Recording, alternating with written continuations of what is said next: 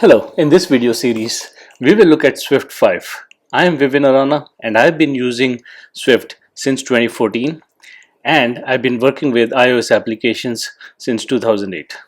In this particular section, we will look at what is Swift, history and evolution, and why learn Swift. So let's look at what is Swift first. Swift is a powerful and intuitive programming language developed by Apple for building apps for iOS, macOS, watchOS, and tvOS. It is designed to be easy to learn and use while being very efficient and performant.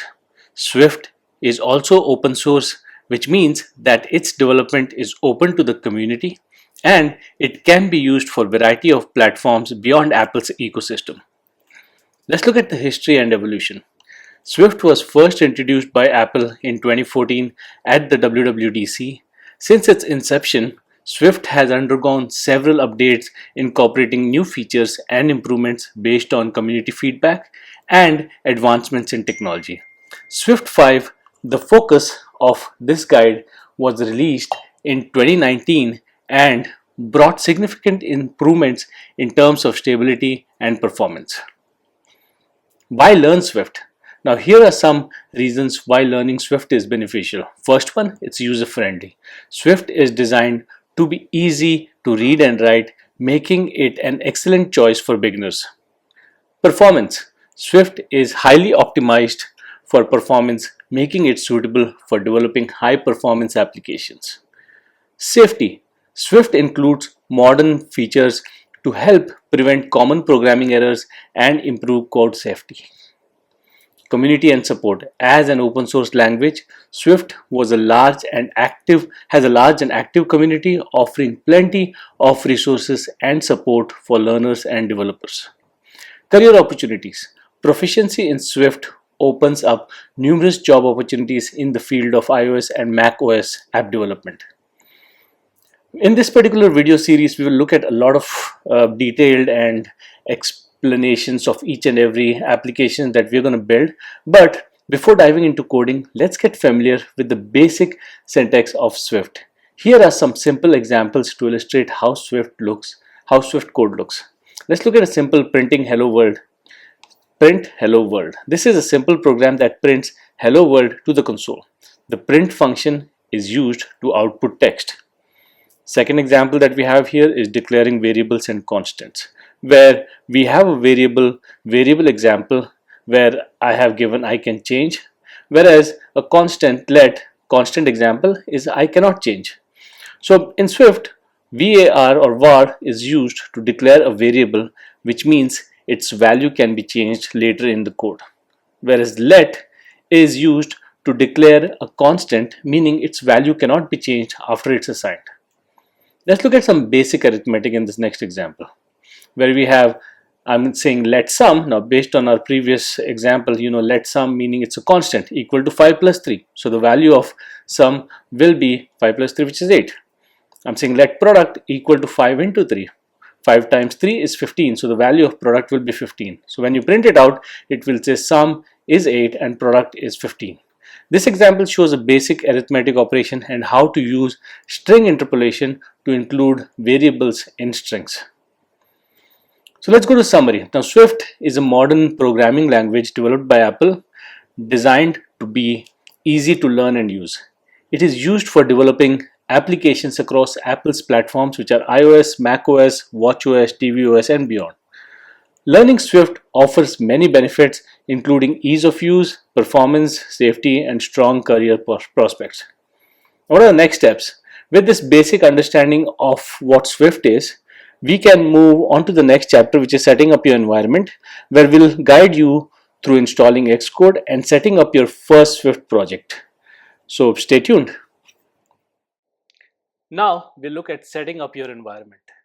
In this, we'll be going over installing Xcode, setting up a playground, and overview of the Xcode interface. Now, to start coding in Swift, you will need to set up your development environment. The primary tool you'll use is Xcode, Apple's integrated development environment, IDE for macOS. I've been using this environment, this Xcode tool or IDE since 2008. It's been constantly evolving every year, and it's been much better and one of the best tools that I've used for programming in all my experience. So let's go ahead and look at how we can install Xcode. Now, to download Xcode, first go to App Store, search for Xcode. I already have it installed.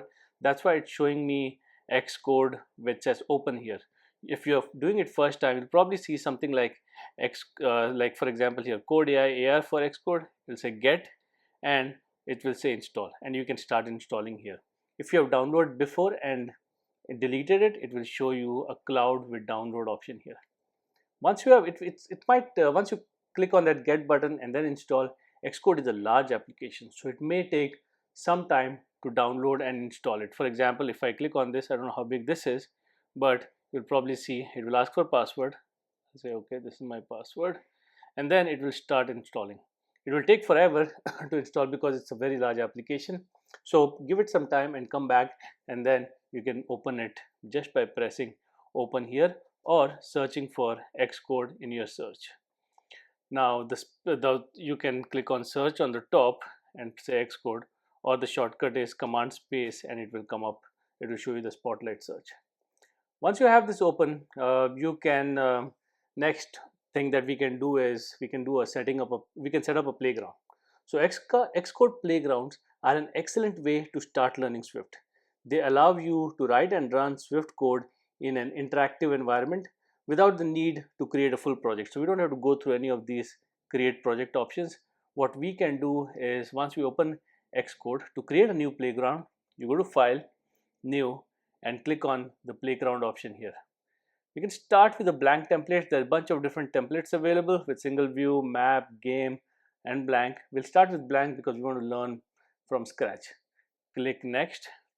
I'm going to give it my first playground as the name. Save it on my desktop or save wherever you want to save. Usually I like to keep my projects sorted and save them inside a projects folder. Next, let's look at this particular interface. So this is the coding environment that you get. On the left side of the screen is the editor where you can write your Swift code. So it already came up with some Swift here where it says import UI kit, which is a library provided by Apple which provides all the UI elements. Then, as we saw earlier in one of the examples, where I'm creating a variable called as greeting with hello playground. Now this was already generated for me. I didn't do anything. And if I want to print this out, I can just say print greeting, and this will print out the greeting for me. So this is on the left side, as I said, is the editor. The right side is the screen that shows you the results of your code. You can just run by pressing this play button or the play button at the bottom, one of the two. It will go through the code.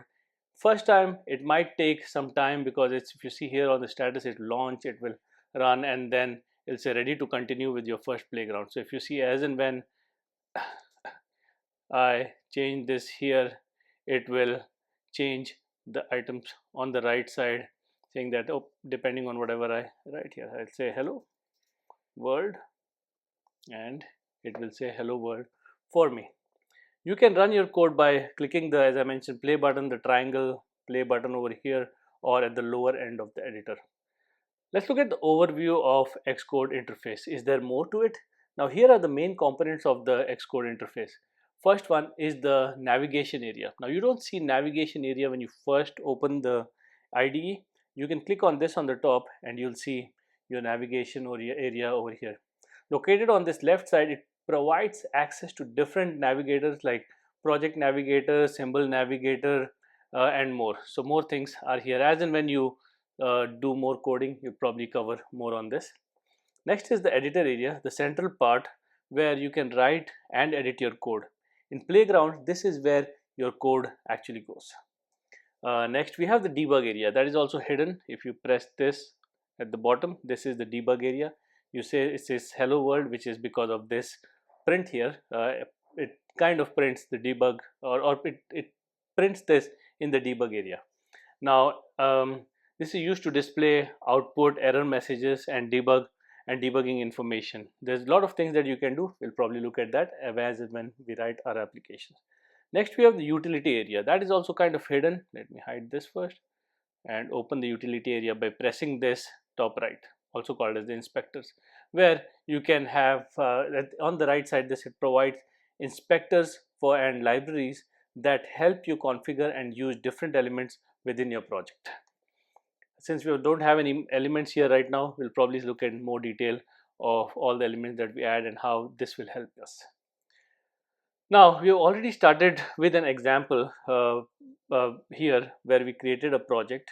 In this, we have imported a UI kit, we have created a string which says hello world, and we have printed it out. So, in summary, what we have done in this particular section is we have installed Xcode, we have set up a playground, and learned about the main components of the Xcode interface. Playgrounds are a great way to practice and experiment with Swift code in an interactive environment. What are our next steps? Now that our environment is set up, I hope you got along. If there were any questions, any problems, just leave them in the comments and I'll get back to you. We'll dive more into some basic concept of Swift in the next section. This will include understanding variables, constants, data types, and basic operators. Stay tuned. Welcome to the section on basic concepts. In this particular section, we will cover the foundational elements of Swift, including variables, constants, data types, and basic operators. So those are the four things that I've divided this video into. First, variables and constants, data types, type inference, and basic operators. Now let's dive into, I already created a project, a playground here, where I have nothing but the sections that we're going to cover, so we can go over them one at a time. Now for variables and constants, in Swift, you use variables and constants to store values. Variables are defined using the var or var keyword, and the constant use the let or the let keyword. Variables, you can change the value of the variable after it's been set. For constants, once a constant is assigned a value, it cannot be changed. So let's go ahead and start with the variable. So variable var, that's how you start. Give it a name like my variable, and then give it a value, for example 42. I can now change the value of this my variable by saying my variable equal to 50. For constants, I can say let my constant is the name. You can use any names that you want, 42. Now if I try to change this, it will give me an error. So you should not be doing this. In here, as you see, it says let is a constant, you can't change it. If I run this particular project, it will work perfectly fine. I'm not printing anything here, but this is how you'll create my variables and constants. Next, let's look at data types. Now Swift is a type safe language, meaning it enforces type to ensure your code is clear and safe. Here are some of the basic data types in Swift include int, which represents an integer. We also have double and float, which represents floating point numbers. Double has a double precision, while float has a single precision. We have boolean, represents a boolean value which is true or false. We have string, which represents a sequence of characters, and we also have character, which represents a single character. Now let's look at some of the examples so you can probably learn along. So I create a variable, I'll name it integer. Now if I want to specifically tell Swift that it's an integer, you use colon, you say int, and assign a value of integer. Now for floating point, I can say, let's say floating point, I'll say it is a double, it's just a double precision, 10.5 is the value. I can say boolean and say this is of type bool, and the value is, you can assign true or false values to this particular variable. We have text, which is string, so I can say this is string and it is hello Swift, a set of characters. And then you have character, which is of the type again character, and it can take one character at a time, so a. So these are different data types that are supported. Next, let's look at type inference. Now, Swift can often infer the type of a variable or constant based on its initial value. So you don't always need to explicitly declare the type as we have done here with the colon and the type. So for what do I mean by that? So let's look at, I say let inferred integer equal to 42. So in this case, Swift infers this is of the type int because I've given integer value. Similarly, I can say inferred double by giving it a value of, let's say, 3.14. It knows that it's of the type double because the value is double. Similarly, I can do the same thing for a boolean by saying this is true or false. Similarly, if I want to do a string, I can give a Swift is fun, something like this. So this Swift infers this as of the type string. So you don't have to always do it, but sometimes it's a good practice to assign. So people who are, if you're creating something and you're not assigning values, it's always helpful and it's good practice in general. Now let's look at basic operators. Now operators are symbols used to perform operations on values. You probably learned some of them in school. Some of the basic operators include arithmetic operators, which is plus, minus, multiplication, which is used by star, divide, which is slash, or modulus, which is percentage. We have assignment operator, which is a single equal to. You have comparison operators, which is double equal to, not equal to, less than, greater than, less than equal to, greater than equal to. And we have some logical operators like and, or, not. And is by double and sign, or is by double pipe, and then you have not by using exclamation point. So let's look at some of these examples. For example, let's say I want to do an addition variable.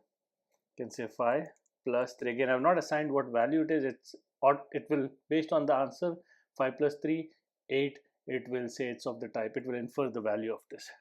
Similarly, let's say subtraction 5 minus 3. So that's, these are the arithmetic operations that I'm talking about. So next is multiplication equal to 5. Use the same numbers, and then let division equal to 5 divided by 3. I can have remainder, which is, let's say, 5 modulus 3. Now what this gives is, it will give you the remainder, which is 5. 3 times 1 is 3, so the remainder is 2, so it will give you a value of 1. Next we have, a value of 2. And next let's look at the comparison operators. Let's say let is equal to 5 double equal 3. So what this will do is, this will check the value 5, is it equal to 3, by using the comparison operator, and assign the value to is equal. So in this case it is a boolean, because what happens is it will look at what is 5. Is 5 equal to 3? No. So it will say it's not equal, so it's going to say false. But if I say 5 double equal to 5, it will have a value of true. Let is not equal to, is 5 not equal to 3. So it will do the math here. Is 5 not equal to true, which is true, and that's what it will assign this variable or constant. Let is greater is equal to 5 is greater than 3, so it will assign true in this case, because 5 is greater than true. Similarly, let me just make some space here, move it up. Is greater is lesser equal to 5 is less than 3. In this case it will say false. Let is greater or equal to 5 is greater than or equal to 5. Since it's equal, it will say true in this case. let is lesser or equal, I'll say 5 is less than or equal to 3, which is false in this case because 5 is not less than or equal to 3, so it will assign false value there. Look at some of the logical operators like let's look at OR first. So I'll say logical AND equal to true, and some programming languages use AND, but in Swift we use double and I can say false. So in this case it says true and false, which by logical operation is false, so false will be assigned. If it's true and true, then it will be true in this case. So what else do we have? Let logical OR. This video CS session doesn't cover logic, so if you want to brush up on your logics, you can look at some other videos, but in this case I'm using a logical OR where I'm saying true or false, which in this case as per the logical operations, true or false is true, and that's what will be assigned to logical OR. And then we have logical NOT, which is using exclamation mark, and I say true, which will assign it false, because whatever value I give, it will negate it and assign it here. So these are some of the basic operators that we have. Now based on whatever we learn here, let's create a new project. I'm going to go and create a new playground. I'll call it my playground 2, and here we're going to write some code to learn whatever we have we have to implement whatever we've learned in this particular session. So I'm going to say age equal to 25, and I'll say let name equal to Alice. So I'm creating a variable and a constant where the constant name is Alice and the age is 25, which is a variable. Next I'm going to say height is equal to, let's say, 170.5 centimeter, which will be a double value. And then I'm creating a constant where I'm saying is this person a student, and I will assign it the value of true. Next I'm going to create a constant saying sum equal to age plus 5, and I'm going to create a greeting constant where I will say hello comma plus name. This is my constant greeting. Now if I want to print all these things out, I'll say print. I have to keep a space here. Age is age. Copy this a bunch of times. 1, 2, 3, 4, 5, 6. I'm going to say name is name. Oops. Say height is height. What else do we have? Is student is student. So make sure you try to do this as and when you watch these videos. It will be helpful each and every time. More and more you practice, better it is to learn Swift. Greeting is greeting. Now if I run this project, also open the debug window. It takes some time. It's first time I'm running it, launching the playground, it's preparing the playground, and you'll see all the values are assigned, no errors, no issues, and it will print out whatever I've said above here: name, age, name, height, a student, sum, and greeting. Everything is here. So what you've learned in this particular section is how to declare variables and constants, and you understood the differences. You explored basic data types and how Swift can infer types.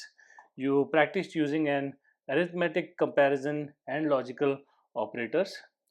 Next steps, what we'll be doing is, with these basic concepts under your belt, you'll be ready to move to the control flow, which includes conditional statements and loops. This will help you control the flow of your programs based on different conditions. So stay tuned. If you have any questions, please leave them in the comments. Control flow. Control flow is essential in programming as it allows you to execute different code based on certain conditions and iterate over a sequence of elements. In this particular video, we will cover conditional statements and loops. So I've created already a playground here where I've given the two comments, conditional statements and loops. Now conditional statements, as I mentioned, allow you to allow your program to make decisions and execute different code based on certain conditions. We're going to look at if, else if and else statements.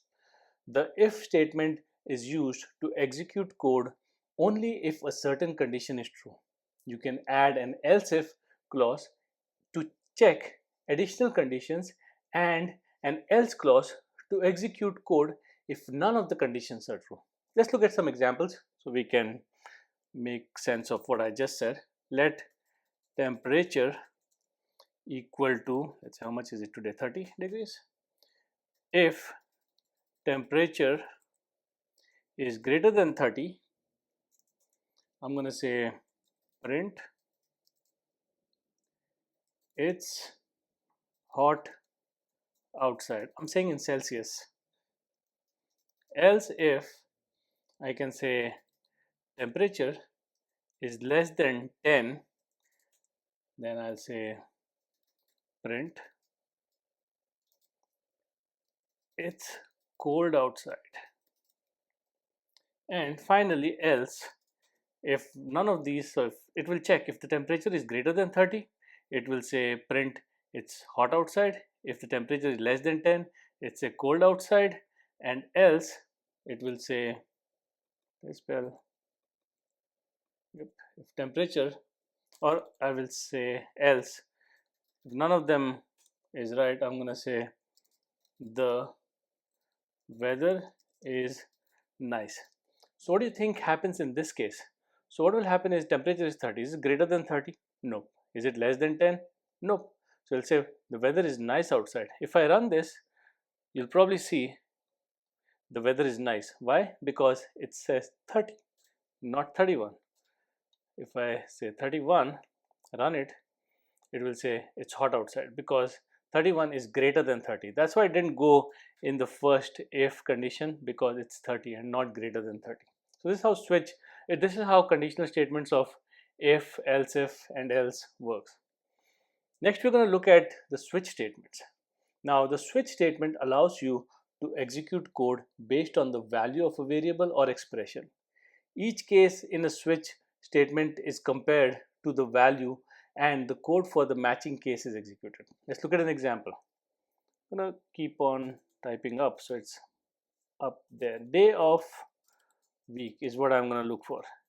Let's say I'm going to go for Monday, Tuesday, Wednesday, Tuesday, Thursday, Friday, Saturday, Sunday, which are 7 days, and I'm going to say day of the week is, let's say, 3, which is Wednesday. Now I'll say switch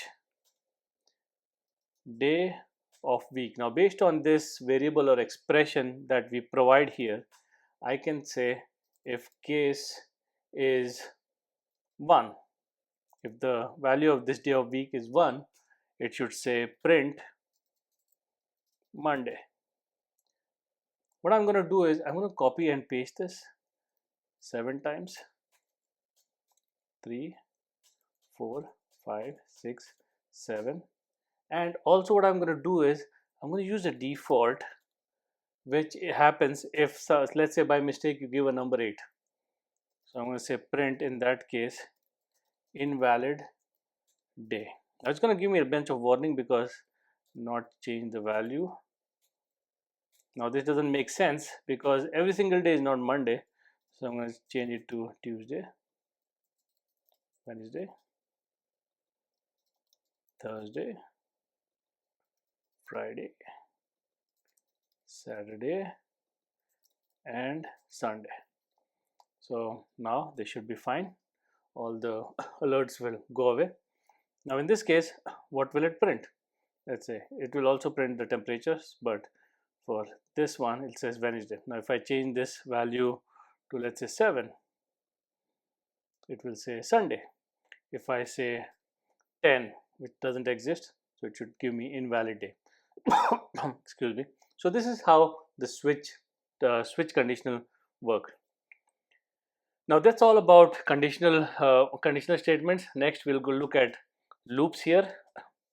Now loops allow you to execute a block of code multiple times. We look at for loops first. The for loop is used to iterate over a sequence such as a range of numbers, an array, or a dictionary. Now let's look at what I mean. By using for, I is a variable. So I'm saying for I in 1 dot dot dot 5. So I'm saying from numbers 1 to 5, what I want to do is I want to print each item in there. So in this case I can say iteration. The way you can add your value inside double quotes is by using slash and putting it inside brackets. I am going to get rid of all this so it doesn't have multiple print statements. Now in this case what will happen is this loop will run and it will print from 1 to 5, 1 2 3 4 5. So as and when it goes through this loop, the value of I will be 1 first and will print 1, then it's going to go again inside it 2 3 4. So I'm saying go in each one of these items 1 to 5 and then print values out. Let's look at how we can do it with a set of items using an array.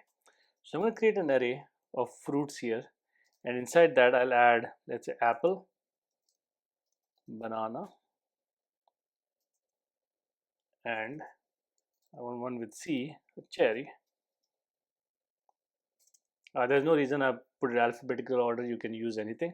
And now I'm saying for fruit in the loop fruits. So I'm saying for each one of them, assign the value like first one to fruit and go through this loop. I'm going to say print fruit.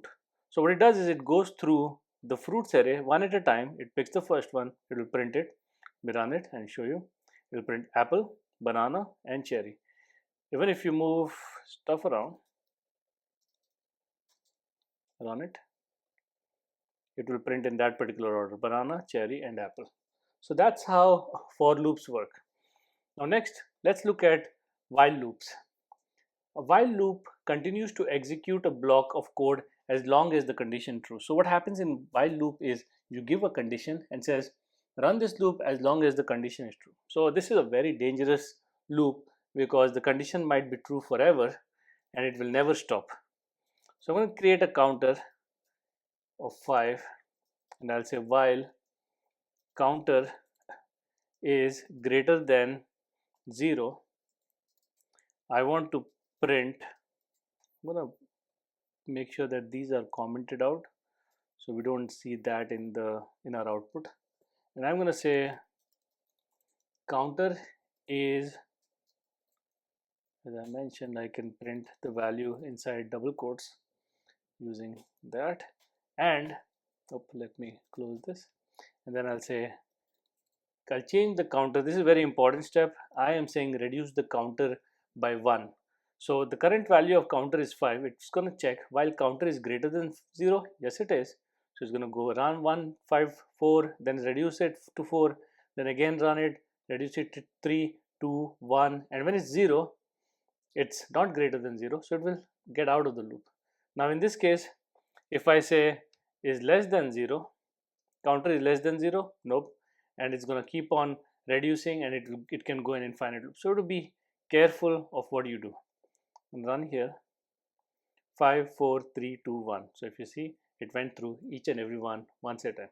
There's also repeat while. Now the repeat while loop is similar to while loop, but it guarantees that the code block is executed at least once, because in this case what happens is if I say the value is 0, it will not run through it because the value, it checks for the value first. Whereas in repeat while, let's say I create a counter 2 and give the value of 5, and the repeat while loop runs this way. So first you say repeat, and I can say value of the printer or the counter, print it out, and I am going to say okay, let's make sure, and then I'll say counter 2 minus equal to 1. I'm reducing the counter while the counter 2 is greater than 0. So in this case, let me just, so if you see counter to 5, 4, 3, 2, 1, I'm going to comment the previous one. So we just see the second counter, counter 5, 4, 3, 2, 1. Now in this case, if the counter value is 0, it will run at least once, because it will say repeat. So it's going to go through this, print the value of the counter, and then reduce it to -1. Now the value of counter 2 is -1. Is the counter 2 is greater than 0? No, it's not. So it will quit the loop.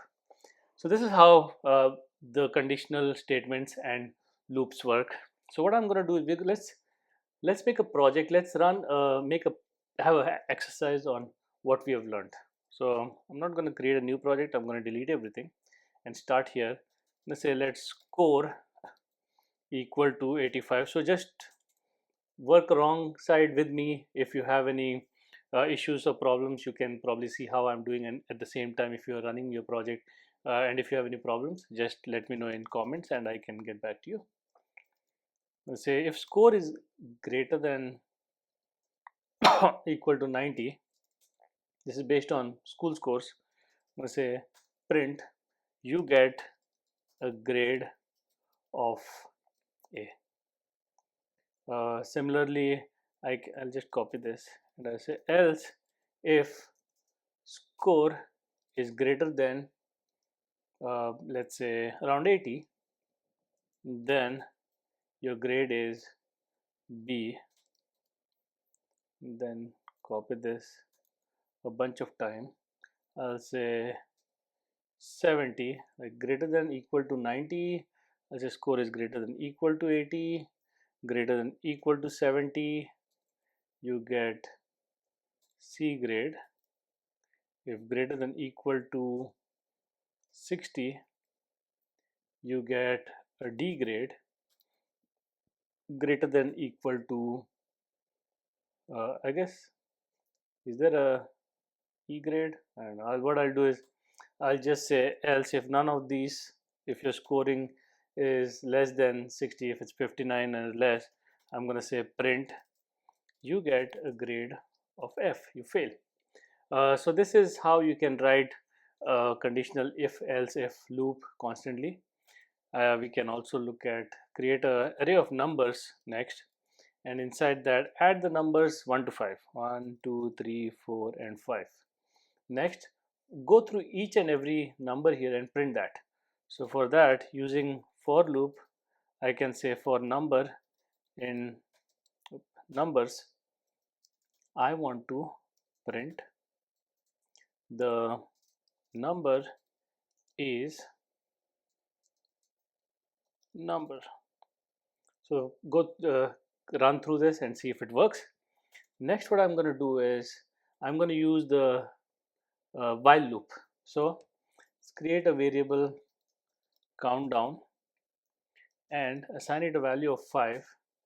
I'll say while countdown is greater than 0, what you have to do is print, what do I want to print? Count down is slash countdown. Pass it the value. I also have to remember to reduce the value of countdown by 1, or else it will cause a problem, because the value will always be greater and it will never stop. Let's create another countdown to do the repeat while countdown equal to, let's give it a value of 3, and I'll say repeat print another countdown value is, you know what the value is, another countdown, and we reduce the value by 1 and say while another countdown is greater than 0. So this will run at least once. So run through this, and what we'll see is, like here in our debug, the value, the score is 85, which goes is greater than equal to 80 but not greater than equal to 90. So that's why I got a grade B. Then I go through each and every number one in this array using the for loop. Then we went to created a countdown variable, and we reduced the variable value by 1 and printed that. So we had countdown 5, 4, 3, 2, 1, and we created another countdown using repeat while, where we went down 3 to 1. So what we learned in this is how to use if, and else statements to execute code based on conditions. You also explored switch statements for more complex condition checking. We also did uh, the entire thing that we learned in a particular exercise here. Hope you were able to get it. If you have any questions, let me know in the comments. Next, what we'll do is now that we have the understand now we understand control flow, you can write more complex and dynamic programs.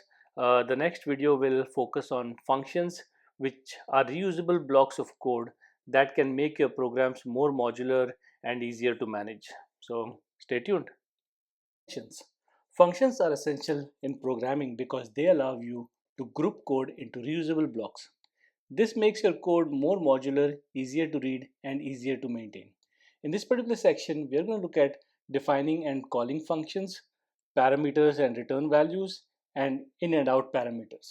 Now let's start with a playground here, where I'm going to start with defining and calling functions. A function is defined using the func keyword, followed by a name, parameters, and a return type if applicable. Now let's look at an example. So I'm going to start with creating a func greet, and it takes the parameter name, string, and inside this, so it doesn't have a return type, I'm going to say print hello with the name and an exclamation mark at the end of it. And to call this function, all you have to do is greet. It automatically fills up the rest of the stuff, and here we pass the string. I'm going to say Vivian. Now if I run this excuse me, if I run this, probably see what it does is it goes through this function, calls the function, and then prints hello Vivian. If I change it to John, run it, it'll go through this and say hello John. This case. So this is how you can define and call functions. So in this particular example, what you saw is greet is a function that takes a single parameter name of the type string and prints the greeting message. Now let's look at next one, which is parameters and return values. Now functions can accept multiple parameters and can also return a value. In the previous one we saw it takes only one parameter, doesn't return anything. So in this particular case, another example, function add, where I'm going to pass three parameters. First, also two parameters, a and b, both of the type int, and it returns back an integer value. So what this will do is, this function, or this is the signature of the function, is also called signature of function, which is called add. It will take two parameters a and b and return back the addition of that as an integer back. So I'm going to say you return values by using the return keyword a plus b. This is what the return is. Now let's say let result, which is the value returned from here, to add. A is, let's say, 5 and b is, say, 4, and I'm going to say print result, pass the result value in there. I am going to comment this, or just get rid of the previous one and run this. So in this case, it takes the value a and b, passes to the function, where 5 and 4 gets added and returned back into the result value, which is printed as 9 as its output. I can change this again. 4 and 4 should give me 8 back. So this is how in this particular example, the add function takes two parameters of the type int and returns their sum also of the type int. In and out parameters, let's get rid of this. In out parameters allow a function to modify the value of a variable passed into it. You use the in out keyword to indicate an in out parameter. How does that work? Let's say a function, let's say, to swap two values of two variables. First one is a, which is in out of the type integer, and then second is b, which is also an in out of the type int. And then here I'm going to say let temp equal to A, then I'll say A's value is B, and then I say B's value is temp. So this is how I can swap the values of two different variables. Now I'm not going to return anything back, which I want to show you that it changes the values of those particular variables that I passed. For example, x equal to 10, I'll say variable y equal to 20. I'll say swap values x and y. It uses the and just because it's an uh, in-out type of variable. Then I'll say print. In some programming languages, this is also said the address is passed of the variable, which means the address is changed. So in future, if you want to print it out, you'll actually see that you didn't pass the value, but you passed the address. So it changed the reference, whatever the value over there is, it changed that value. You go print it out. You'll probably see that 10 and 20 got switched to 20 and 10 in here. So that's how in-out works. In this example, you saw the swap values function swaps the value of two integers passed to it. Now, if you don't specify in-out, it will not change the values and you'll not see the difference. For example, if I do this and run this, it'll give me an error because you cannot assign a value to a parameter. A let is because a is a let constant. That's why. So you can't do this in anyways. So that's why I'm going to go back and put it back the way it was. Run it again, and there you go. The values are swapped. Now let's look at some more examples by one of two things that will probably you can code along with this. In this particular function, what we'll do is function to calculate the factorial of a number, and the second one is to reverse a particular string. Now how does the logic for factorial work? So func, let's say factorial of a number which is, let's say, int, and it returns back int. And in here I can say if number is equal to 0, then I say return 1, else, because the number is 0 is factorial is 1. If it's not, then it's number times factorial. So I'm going to call the same function again, number minus 1, because you keep on reducing the numbers until you get to 0, and then you return that 1 and multiply with that. So that's how factorial works. And let's start with let 5. Let's say number equal to 5. Let's create a variable, constant, and then the result is factorial of the number which is 5 in this particular case, and we will print that out. Say factorial of number, which in this case is 5, is slash result. So this, what it should do is it will pass the number 5 here, and it's not equal to 0. So 5 times factorial of number minus 1, which is 4. So 5 times 4 times 3 times 2 times 1. So that's what it will keep on doing, and it will give me, now my math is not that strong, but factorial of 5 is 120. Let's give a simple number. 2 times 1, which is 2. You can say 3 times 2 times 1 should be 6. Similarly, 4 times 3 times 2 times 1 is 24. And so you can kind of change these numbers, play around, and see if this function works. If it doesn't work, leave me a comment and we can probably solve it together. Next thing that we're going to look at is function to reverse a particular string. Get rid of this. Let's say func reverse string. Say string is of the type string and returns back a string. Now in this case, reversed string equal to empty. I'm going to create an empty variable, because what I'm going to do is I'm going to go each and every character in the string, and then I'll say reversed equal to whatever that character is. Oh, think since it's a string, I'll probably do this plus reversed. So whatever the value is in reversed, so it can keep on going through that. And what is it missing? The return. Since the returns a string, I'm going to pass it back the reversed value. Now let's say original string is Swift.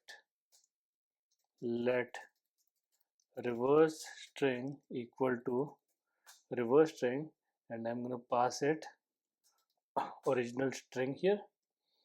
The reason I gave here underscore is because I wanted to not have a key parameter to pass here, so I can just give the value of the actual string. Once I have this, I can say print. Let's print both of them. Original is original string and reversed reversed is reverse string. Let's run it. I think everything is good. Hope so.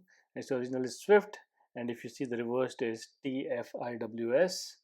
If I give another word, let's say world, run it. Probably take the world as original, and it reverses the string and gives back the string. So in this particular section, what you've done is you've learned how to define and call functions. We also saw how to explore functions with parameter and return values. We practiced using in-out parameters to modify variables within a function. Next step is uh, next thing after functions is let's see, what do we have next is the collections. Now functions are a critical part of writing modular and maintainable code. With a solid understanding of functions, you can now move on to working with collections such as arrays, dictionaries, and sets. We already mentioned arrays and used arrays here or there, but we'll be using them in the next section where I'll probably go over in more detail about them. That will help you manage and manipulate groups of data effectively. So if you have any questions, leave them in the comments and stay tuned. Collections. Collections in Swift are used to store multiple values in a single variable. The most common type of collections are arrays, dictionaries, and sets. In this particular video, we're going to explore how to use these collections. So we're going to start with a project, empty project here, and we're going to start with arrays. An array is an ordered collection of values of the same type. Arrays can store any kind of elements from integers to strings to custom objects. But you have to remember that, as I mentioned, arrays is an ordered collection, so they are in order and they are of the same type. Now, how do you create arrays? So let's start with, let's say if I want to create an array of numbers, I can also specify that it's an array of type integer and it has 1, 2, 3, 4, and 5. These are the values that are inside there, and here it's inferred. If I don't provide this, it's inferred that it's an array of integers. You can, how do you access these array variables? What you can do is you can say print numbers. If you want to access a particular item, let's say the first item, this index starts with 0. So this is the 0th element, first element, second, third, and fourth. So if I run this, what it will give me is a value of 1. If I say 3, it will give me value of 4, which is 0, 1, 2, 3, which is the fourth element in here. How do you add elements to an array? What you can do is you can say numbers dot append, and you can pass a new element, for example 6 in this case, or let's make it more fun, 7. How do you remove items? What you can do is, okay, let me just print numbers here, so you can see that this one will print 4, but this one will print the entire item. Now next, what I can do is I can remove items from an array. You can say numbers remove, not remove all. What I want to do is I want to remove at a particular place. I want to remove at 2, which is 0, 1, and 2. So it will remove 3 for me.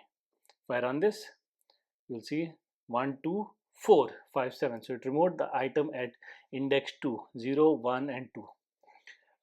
If you want to iterate over an array, what you can do is, using the for loop that we learned earlier, number in numbers, I can say print, come on, the number. If I run it, we'll go through 1, 2, 4, 5, 7, because that's what we have inside that array. So this is how arrays work. Let's jump into dictionaries. Now, dictionaries is an unordered collection of key value pairs. So it's not ordered like arrays, and it has key value pairs. Each value is associated with a unique key which acts as an identifier for that value. What do I mean? So for example, if I want to create a dictionary with string keys and integer values, what I can do is I can say ages, which is a variable ages with string as key and value as int, where I'm saying that Alice is of age 25. We have, let's say, Bob of age 30, and we have Charlie who's of age 35. So I've taken three characters, Alice, Bob, and Charlie. They're the key, and the values is 25, 30, and 35. This is how you can create a dictionary. Now, if you want to access, because it's not ordered, not 0, 1, 2, the way it works is you say ages of Alice. What's Alice's age from that particular array? Now, expressing implicit code from int to array, the reason it's saying that, oh, you probably might be getting a different type of value. So what I'm saying is this value does exist, part an exclamation mark, and we're going to look at options in the next section. But for now, we just follow along, and you'll see this is how you can access the value. I can also add another item inside there. I can say ages of, let's say, another person, David. His age is 40. So what I did is I said that this ages, I want to add one more key, which is David, and I want to assign a value 4. I can remove ages dot remove value for a particular key. For example, let's remove Bob out. Now this will remove Bob out from that particular dictionary. Next, if you want to go iterating over a dictionary, for that you can say for key value name age in ages. So what it does is it goes through the first item and it will say Alice 25. That's what it will save. I can say print, say name is slash age years old. Let's run this. Should not give me Bob, but other than it should give me Charlie is 35 years old, Alice is 25 years old, and David is 40 years old. Now if you see, Charlie came before Alice, even though they are in a different order. As I mentioned, this is an unordered set, so you don't know how the system will take these values and save them. It can come out a different order, different time. So that's dictionaries. Now let's look at sets. A set is an unordered collection of unique values. So what does that mean? It's not ordered like array. So it's like dictionary, but it has items inside it like array, but they are of unique values. You can't add two values which are same. So in array you can add 1, 2, 2, 2, 2, 2, 3, 4, 5, 5, 5, 4, 3 again. You can repeat the items, but in set it is unique values inside there. So sets are useful when you need to ensure that no element appears more than once. How do we create it? So let's create a variable. Let's call it unique numbers. It's a set of the type integers, and here I can assign the values 1, 2, 3, 4, and 5. If I try to do this, it might give me an error here. Unique numbers dot insert, I can add an insert values like this. If I want to remove unique numbers dot remove, so you have to give the number, since it's unordered, you don't have an index over there, so you say I want to remove 3 from it. Now if I run it, if what happens here is you'll probably see set of 5 integer elements. What happened to the fifth one? It didn't take it because it takes unique. So even if I run this again here, it will say the same thing. Why? Because it doesn't take values which are repeated. Now, now checking for if a member exists inside it or not is, you can say if unique numbers dot contains, let's say 4. This is how you can check if a value exists inside there. I can say print uh, the set contains 4. I can run this and you'll probably see the set contains 4 because 4 is there. If I remove 4, it will not say anything because there's no else loop here. So I'll put that back.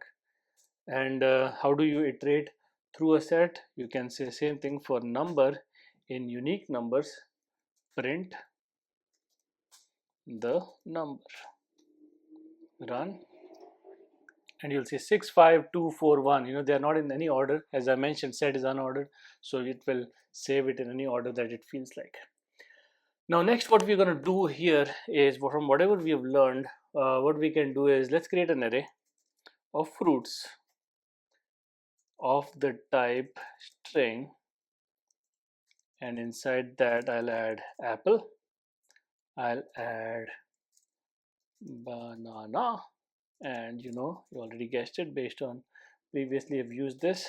I'm going to append one more, so follow along with this. If you need to pause it.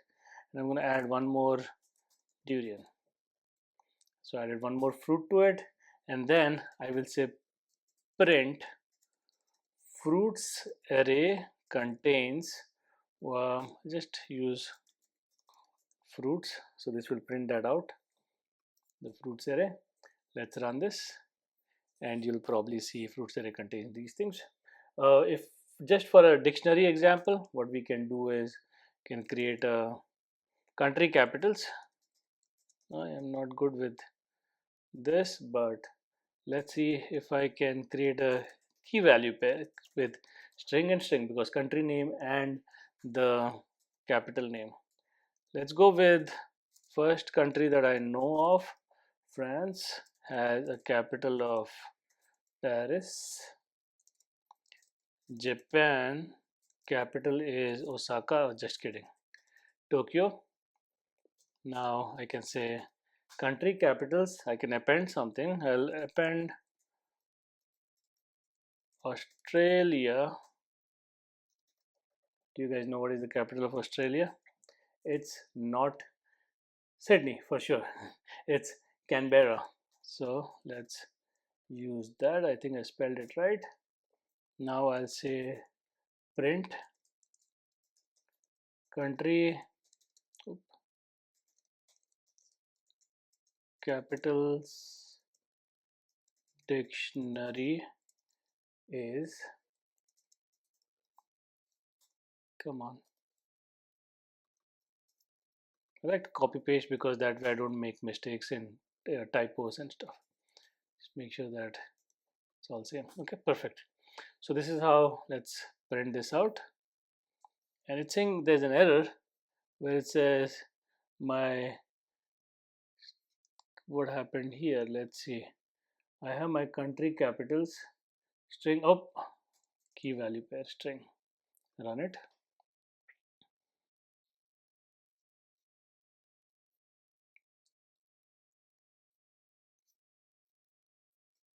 Stop it, clear it out, run it again. Okay, there you go. We have our capitals. Australia was also added. Perfect. Next, let's look at an example of sets. So I create a set of called colors, which is a set of string, and inside that we'll add 3 colors, my favorite 3 colors, red, green, and blue, the base colors. And then I want to insert something inside it. I'll say insert colors dot insert, say insert yellow, colors dot remove, I'll say remove green, and then print colors set, which is colors. Let's run this. So we should have all the three things covered here: arrays, dictionaries, and the sets, adding and removing. So what you've learned here is how to create and manipulate arrays, dictionaries, and sets. You also learned that arrays are ordered collection of values, dictionaries are collections of key value pairs, and sets are collection of unique values. Now, understanding collections is crucial for managing and manipulating groups of data in your applications. The next section, we will introduce you with optionals, which we have used here once, which are a powerful feature in Swift that allows you to handle the absence of a value safety. What do I mean? Stay tuned. If you have any questions until now, just post in the comments and I'll get back to you. Optionals. Optionals are a powerful feature in Swift that allows you to represent the absence of a value. This is useful for cases where a variable might not have a value, such as when data is missing or an operation fails. Now, in this particular section, we're going to look at what are optionals, unwrapping optionals, and optional chaining. Now, what are optionals?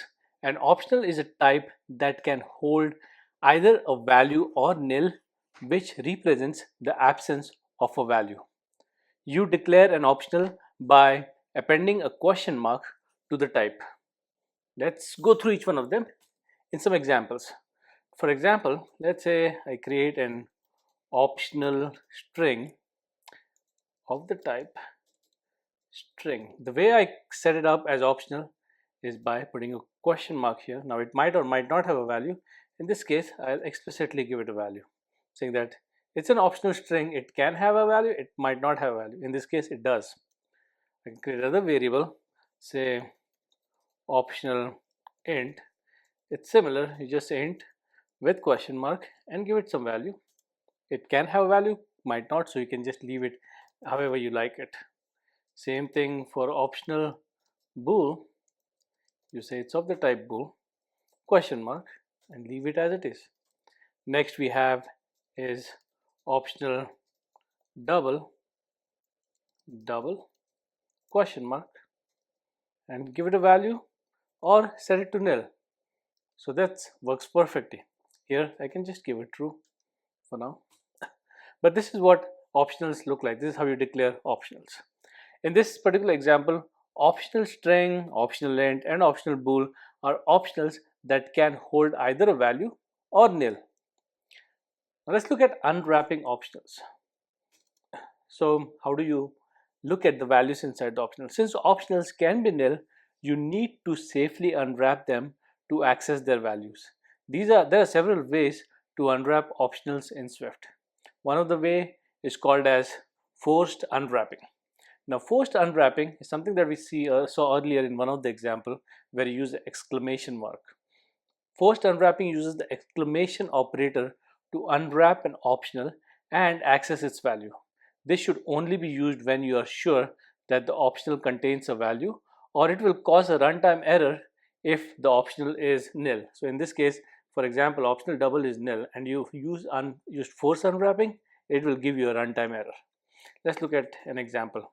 So possible number, I'll say it might be an int or a nil. I'll give it a value 1, 2, 3. And now I can force unwrap it by saying if possible number not equal to nil, then I can say print. What do I want to print? The number is possible number exclamation mark. Now if I leave it like this, it says string interpolator produces a debug description for an for an optional value. Did you mean to make the explicit? So if you look at this, what happened here is if I don't use that exclamation mark for an optional, it will say number is optional 1, 2, 3. So I have to use this. When I use this, it's unwrapped from its optional shell and say number is 1, 2, 3. So this is how you can use it. Another option is using optional binding. Now optional binding uses something called as if let or guard let to safely unwrap an optional.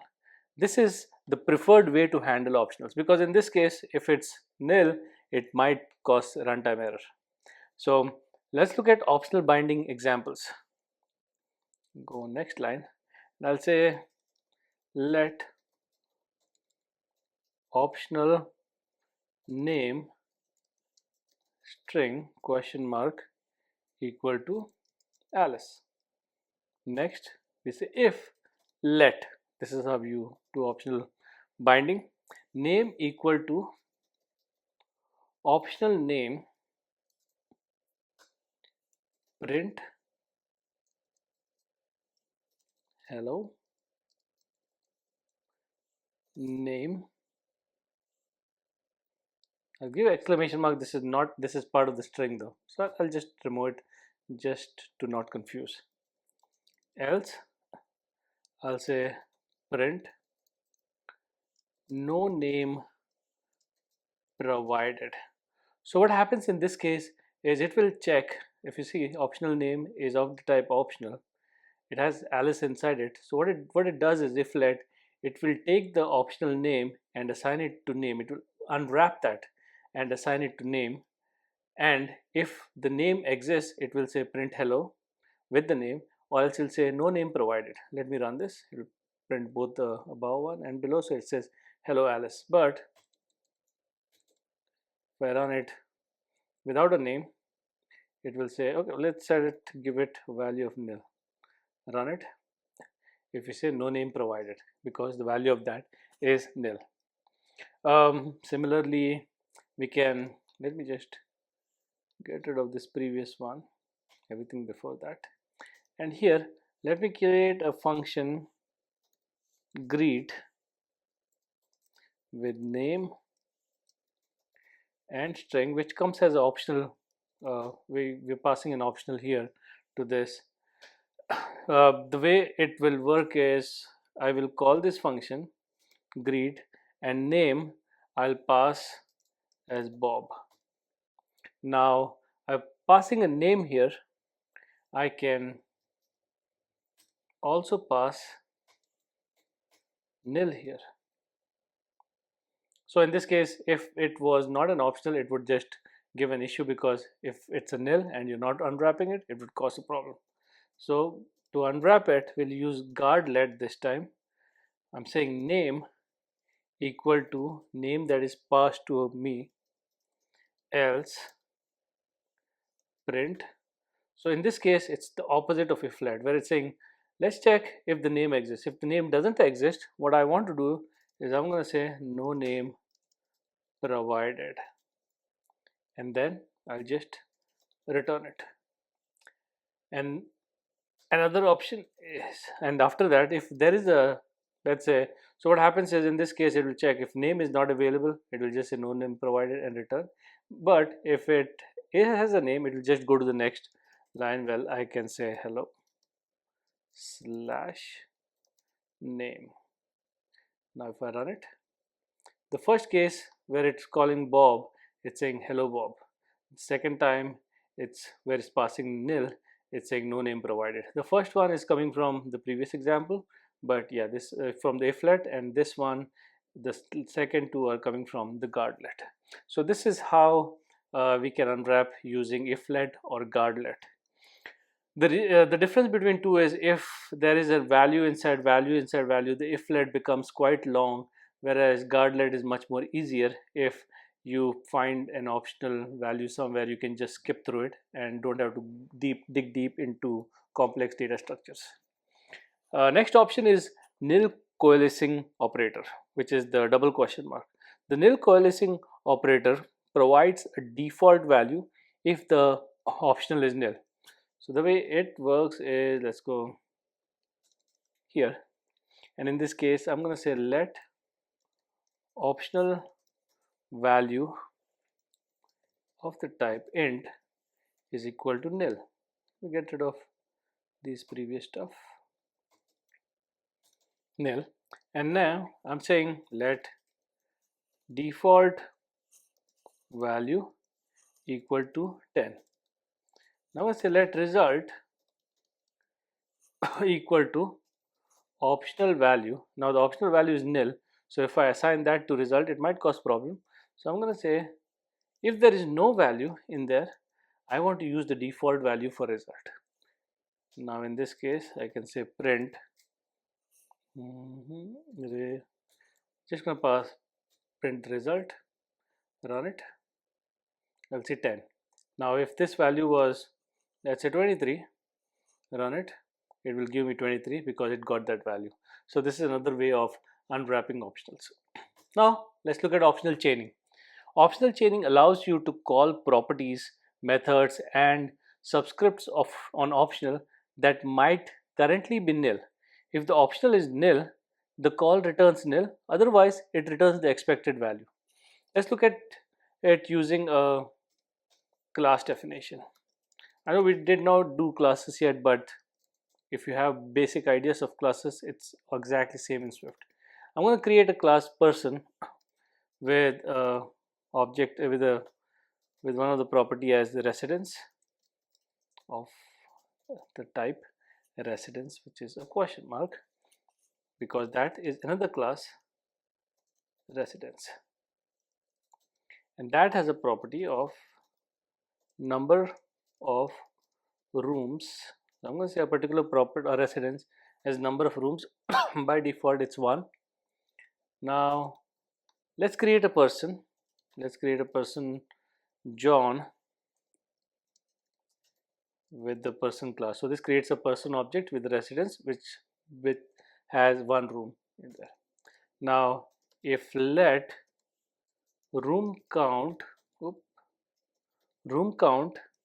equal to John dot residence. Now I'm saying residence, it might not have a value, so I'm going to say residence, does it have a value? So that's optional chaining for you, because I'm trying to look at number of rooms inside this. If this is nil, it will just stop there and not do anything else. If room count John dot residence dot number of rooms, print John's residence has, what was that, room count rooms, you don't know, it might be 1 or multiple, so I'm going to put it like this. Else I'll say print unable to retrieve the number of rooms, and at the end, next I can do is John dot residence equal to residence. I'm creating a function here where I'm saying this residence, which was never created, what will happen in the first time if I run it? Unable to retrieve number of rooms, because what happens is I'm creating a person object here which has a residence object, but that residence object was never created. So now the residence object is created in here. Now I can use the same. If let room count equal to the same John dot residence dot number of rooms, and it will give me the number of rooms to be 1. I run it. First time when it run it, it gives me this. Next, once the residence is created, it will say the value is 1. So that's how it works. So this is optional chaining, where using this question mark at the end of an optional value, you can see if you can use that parameter or not. Now let's do a practical example on this. So open a new playground if you want to, and you can code around alongside with me. In this particular case, what we're going to do is we're going to create a string and an int which were optional, and we're going to do forced unwrapping, and then we'll do optional binding with if let and optional binding with guard let, and also del causalizing operator, we'll use that, and then we'll look at optional chaining along with it. So let's start. First, as I mentioned, let's create an optional string.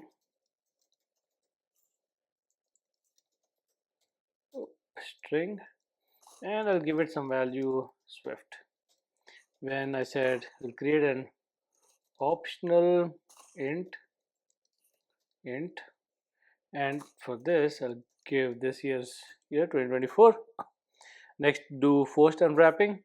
Now if optional string is not equal to nil, print optional string has a value optional, not string. So this is our forced unwrapping. Next we'll do optional binding with if let. Oh, I forgot something, and that's the forced unwrapping character. uh, Next, let's look at optional binding. So if let unwrapped string equal to optional string, so if it has a value, I'll say print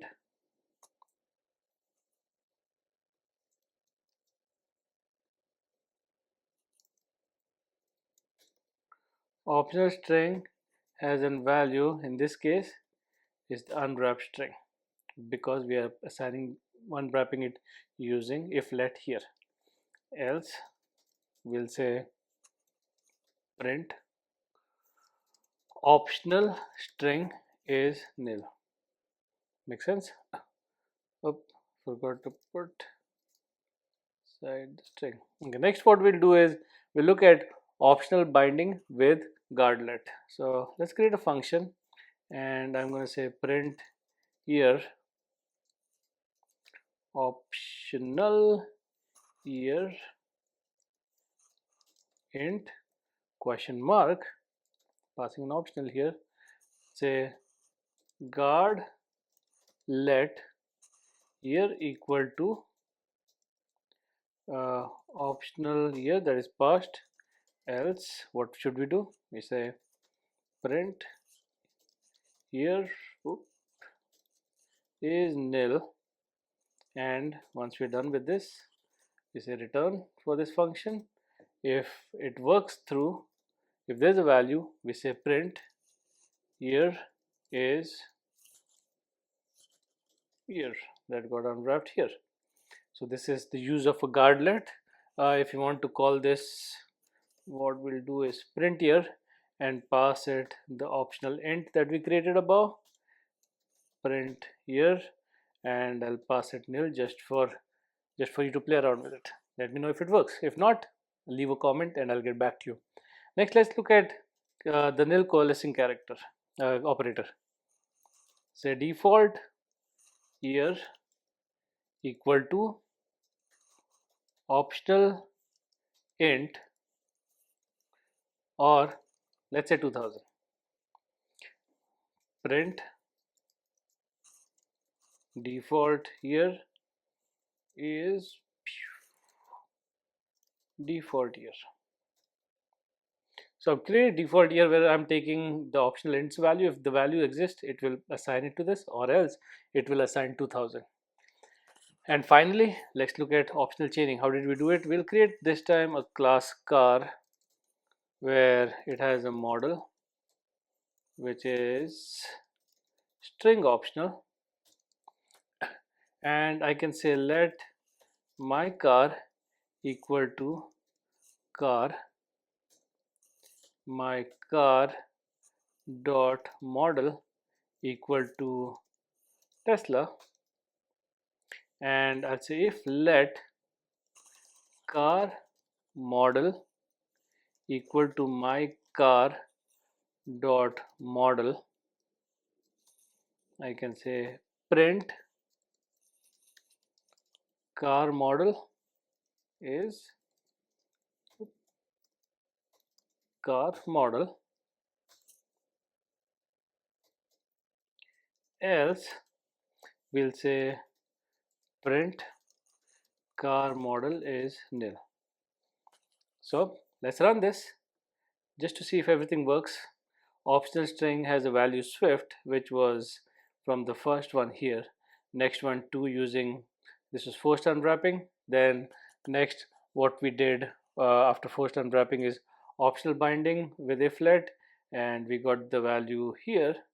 Next we did the guardlet where we are seeing the year where the value is exists, so it's going to say this. but the second time when I'm passing specifically nil, it's saying here is nil.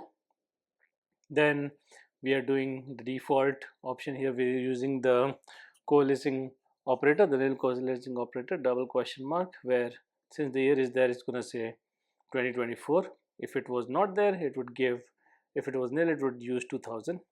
Next, we are creating this car model, and it's saying car model is Tesla because we create the car object and then assign it some value. If I don't, then it will just run through that and it will give me car model. So I hope you understood how optionals work and what are different things. So you learned about optionals which allow variables to hold nil values. You explored different ways to safely unwrap optionals, including the forced unwrapping, optional binding, and then the nil coalescing operator. You practiced using optional chaining to access properties and methods on optional values. So if you have any problems here, just let me know in the comments and I'll get back to you. Next steps for us is like optionals are an essential part of Swift, helping you write safer and more robust code. The next section will cover closures, which are self-contained blocks of functionality that can be passed around and used in your code. They are something like functions but can be run one time and they have their own shell. We'll look at it. Stay tuned. Closures. Closures are self-contained blocks of functionality that can be passed around and used in your code. They can capture and store references to variables and constants from their surrounding context. So in this particular section, we'll look at introduction to closures, we'll look at closure syntax, we'll look at trailing closures, and we'll look at how to capture their value. So first, let's dive into introduction to closures. Now, closures in Swift are similar to lambdas in other programming languages. They come in three different forms. First one is the global functions, which are defined with a func keyword. The next is the nested functions, functions defined within other functions. And then we have closure expressions, which are unnamed or sometimes called anonymous functions or unnamed closures written in a lightweight syntax.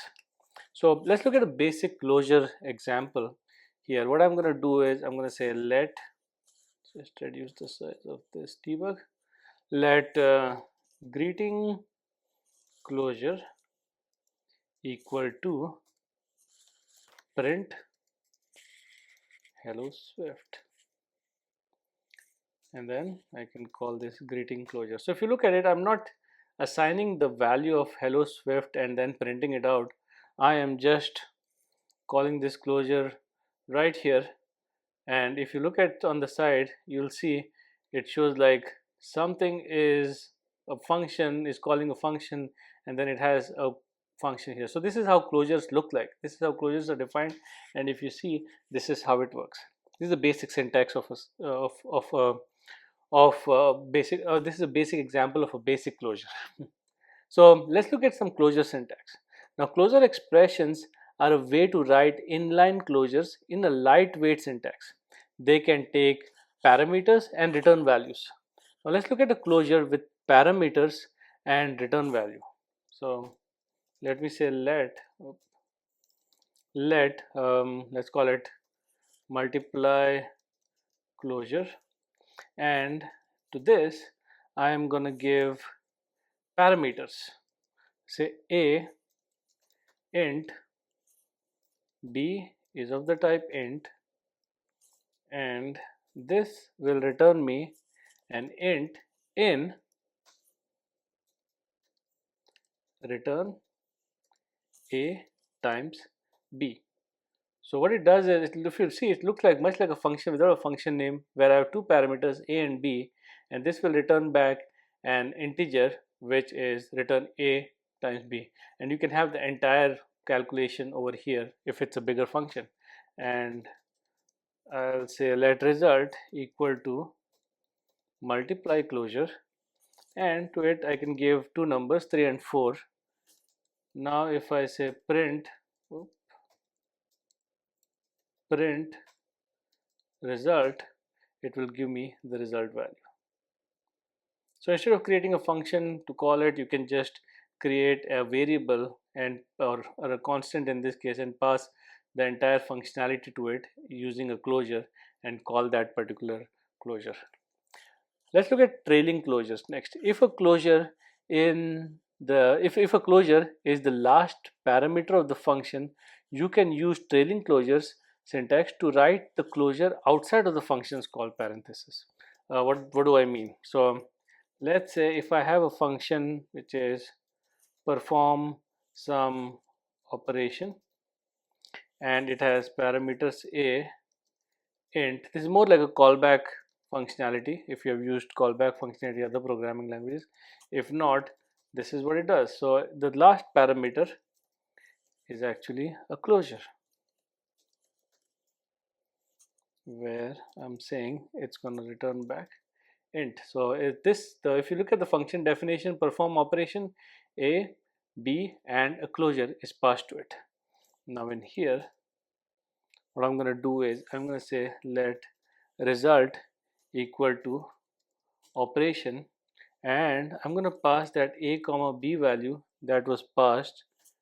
I'm going to print the result.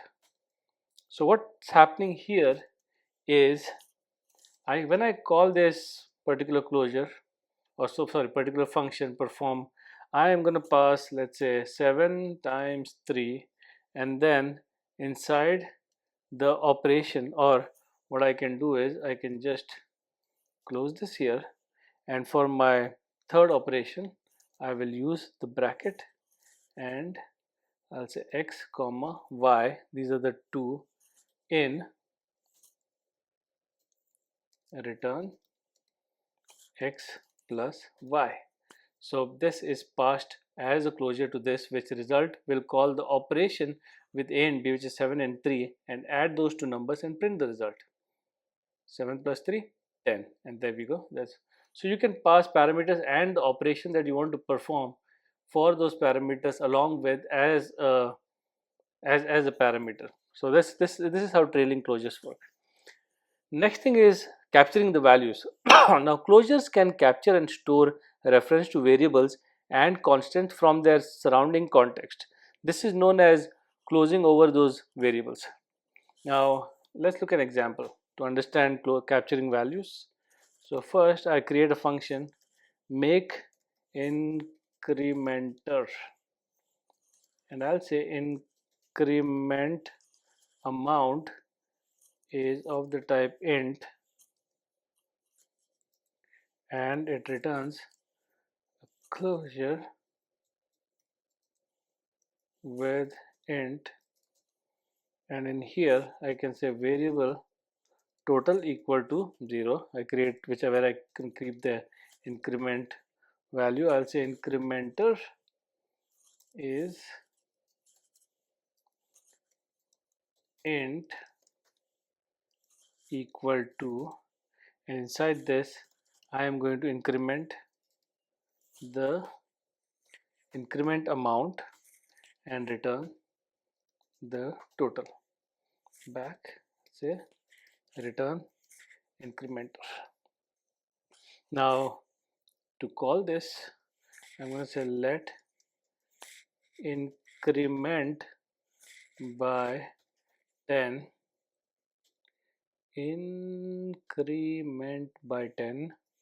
equal to make incrementer, and I want to increment by 10, so I pass this. I'll say print increment by 10, call that again. So what happens here is I'm saying, let's open this again, I'm saying increment by 10, here increment by 10, I say make increment amount by 10. So when it calls it, it will pass through this, it will increment the value from whatever the value is to 10, and then the next time, since it captures the value inside the particular closure, it will increment by again to a 10, not by only 10. So 10 plus 10, it will save the previous value, and if you look at it, it will pass me 10 and 20. This is how you can capture the values of a particular object and then keep on using it. One of the practical exercises that we can probably you can follow along with me to see whatever we have done here is start with basic closure. Now let's say if you want to create a basic closure, how do we create it? Create a list. Let's create a constant, say hello, which is print, say hello world, and to call it I can just say hello, and if I run it, it will say print hello world. Next thing that you can also practice is closure with parameters and the return value. So let's create a add function which takes integer, integer, and the return type is integer, and inside here takes two values a and b, and in I'll say return a plus b. Now I hope I didn't mess up. Okay, a plus b. Then let's say let sum equal to add. Let's give two numbers, and let's see if it prints that properly. It does. 3 plus 4, it goes through this, it takes the two arguments, and inside this, without creating a function, we have assigned this value and we get that value back. Next, let's look at the trailing closures one more time. Function, let's create a function of calculate. This is when trailing closures is one when the last operation or the last parameter is a closure.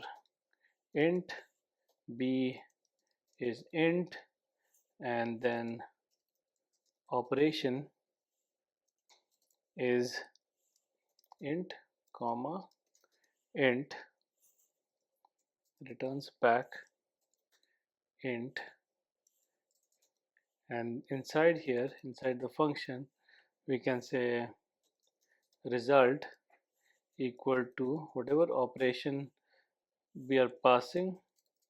I want to pass these values a and b and print the result.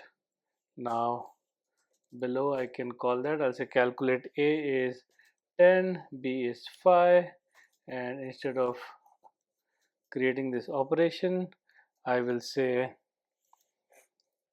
the first parameter, if I can use 0 minus $1, so it will take the first one and the second one and pass that values here, and if I run it, pass 10 plus 5, I think it's the, so oh sorry, 10 minus 5 because I gave a minus operation first minus second, and that's how a trailing closure works. Now let's look at the capturing values, the last thing that we did with make multiplier. Last time we did addition, so let's do multiplier. Multiplier, if I can type it properly, integer, and that returns an int. I mean, it takes an integer value, and here say return num in, return num times whatever the multiplier is. So make multiplier has a multiplier instance which comes back integer. Looks fine to me, cannot find. Okay, I need to probably let multiply by 3 equal to make multiplier, and why is it not giving me the, just maybe I have some error here, but let's, and then finally I will say multiply by 3, pass it the value 4. Let me run it and see where did I make up bad habits, old bad habits of using full function names. Let's clean it up, run it again, and there you go, 4 times 3, 12, where we are passing make multiplier function here, passing the 3 value here, and then this will return back, capture the value, and then return it again and again. I call it, it will capture the value, and if I run it, it's going to call 3 because have used the value 3 here. So 4 times 3 is 12. Now here in this particular section, you have learned what closures are and their different forms in Swift. We explored closure syntax, including parameters and return values. We also practiced using trailing closures and capturing values with closures. Now closures are a powerful tool in Swift that allow you to write flexible and reusable code. The next section will cover object-oriented programming, because we already looked at some classes and stuff, so we want to go over that before we do more in depth into classes, structures, properties, and methods. So if you have any questions or any problems understanding this, leave me a comment and I'll try to clarify them as much as possible. But we'll jump into object-oriented programming next. Object-oriented programming. Object-oriented programming is a programming paradigm that uses objects to design and structure software. In Swift, object-oriented programming is implemented using classes and structures. This particular video will cover the basics of object-oriented programming, including classes, structures, properties, and methods and inheritance. Now let's jump into it. The first thing that I want to cover is classes and structures. Now, both classes and structures in Swift can define properties, constants and variables, and methods, which are functions. The key difference in that is that classes support inheritance, which means they can inherit properties and methods from other classes, while structures cannot. Let's look at an example in this particular case. So for classes, I'm going to create a class person. This is how you create a class, and inside this I want to give a couple of parameters: name, which is a string. I have age, which is an int. Next, I want to create an initialization method. I can say init. So as you see, class has no initializers. It's already complaining. So I'm going to create the initializer. It automatically helps me. This Xcode does help me create it. So this is how you create an initializer with name, age, where self.name equal to name, self.age equal to age. And then if I want to create some methods inside it, like let's say the greet method, I can say here print hello, my name is whatever the name is, and I am so whatever my age is years old. Hopefully there's no one with 1 year, so it doesn't have grammatical issue here. But that's how you create a particular class. Now if I want to call this, let's say Alice equal to person. Now it gives me these parameters to initialize this. I can say my name is Alice and my age is, let's say, 38. So what it does is it creates a person object, and it looks for a function, initialize function, which uses name and age, which is here, and it assigns the value as name and age. So if you call the greet function on this by saying Alice dot greet, what it will do is it will say hello, my name is Alice and I am 38 years old, based on the values we have passed here. So this is how classes work. Now let's look at how a structure works. I'm gonna get rid of this. Let's look at a structure. Now structure starts with struct. I'm going to use another traditional example of a book, where I have title is string and author is another string. Now I don't have to create an initializer method here. Description, like in what is it, code called classes, and I have a description here, function description method here, which says return. Why am I putting not a print function? say slash title by author. And now if I want to create a book structure, I can say book equal to book. If you see, it automatically gives me those initialization functions without even doing anything. Let's use one of the books called as 1984. Author of that book was George Orwell. And now I can just say print, I don't need this, book dot description, and I run it. It will go through this. I don't have to create an initialization method in this. So this is how you create a structure. So that's all about class and structure. Let's look at properties.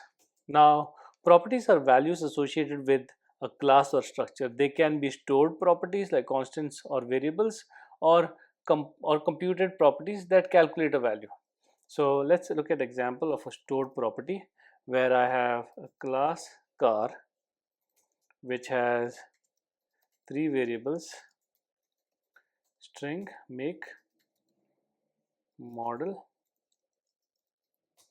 and you got it right here, which can be an integer. Of course, I have to create an init, and it helps me do it automatically. That's the best part about Xcode. And now, sorry, if I want to create let car equal to car, and I'm going to say make is Tesla, model is 3, and year is 2023. Now I can say print car is car dot make, then can say car dot model, and the year is, actually let's start with year, car dot year. Now if I run it, so all these properties that we have here, make, model, and year, it automatically, it kind of stores, these are the stored properties that we have for this particular class. Now let's look at the computed properties, where let's do it with a struct, and I'm going to call this struct, let's use rectangle, the shape rectangle, and rectangle shape has, let's say, width,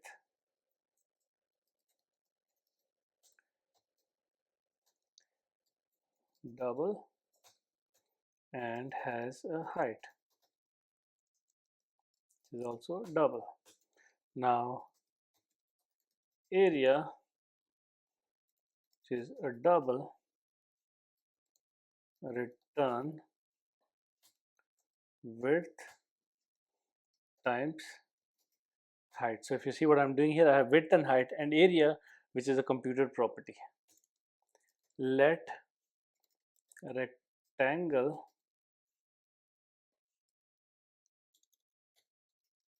equal to rectangle, and inside that I'll give width of, let's say, 5.0 and 6.0 for height, and I'll say not private but print area, which is a computed property, comes from rectangle dot area.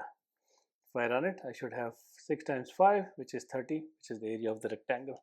So this is how you can have computed properties. So we're done with properties. Next, let's move on to methods. Now methods are the functions inside a class. Methods are functions that belong to a class or structure.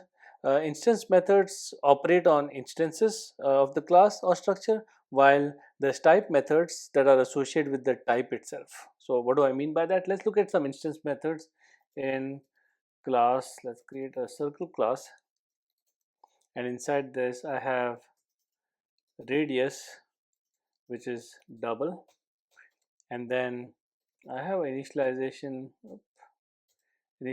method, and then I create a method function circumference, if I typed it right, double, which is return. Now the circumference of a circle is 2 pi times radius. Pi is actually a math operator that is already available in Swift, so you just have to say dot pi and it works, which is amazing. And now I can create a circle instance and say circle of radius, let's say 5.0, it's a double. I'll say print, and inside that I'll say circumference is circle dot circumference. Now if I run this, I mean, I don't want to do the math of this, 2 times pi times radius, but I assume it's right. So that's how you can create like instance methods inside your class. Now let's look at type methods. So I have, let's say, a class which is called math, since I'm so good at math, as you realize by now. And inside that, I create a class func square. You probably have not seen this in other programming languages much. Number is of the type int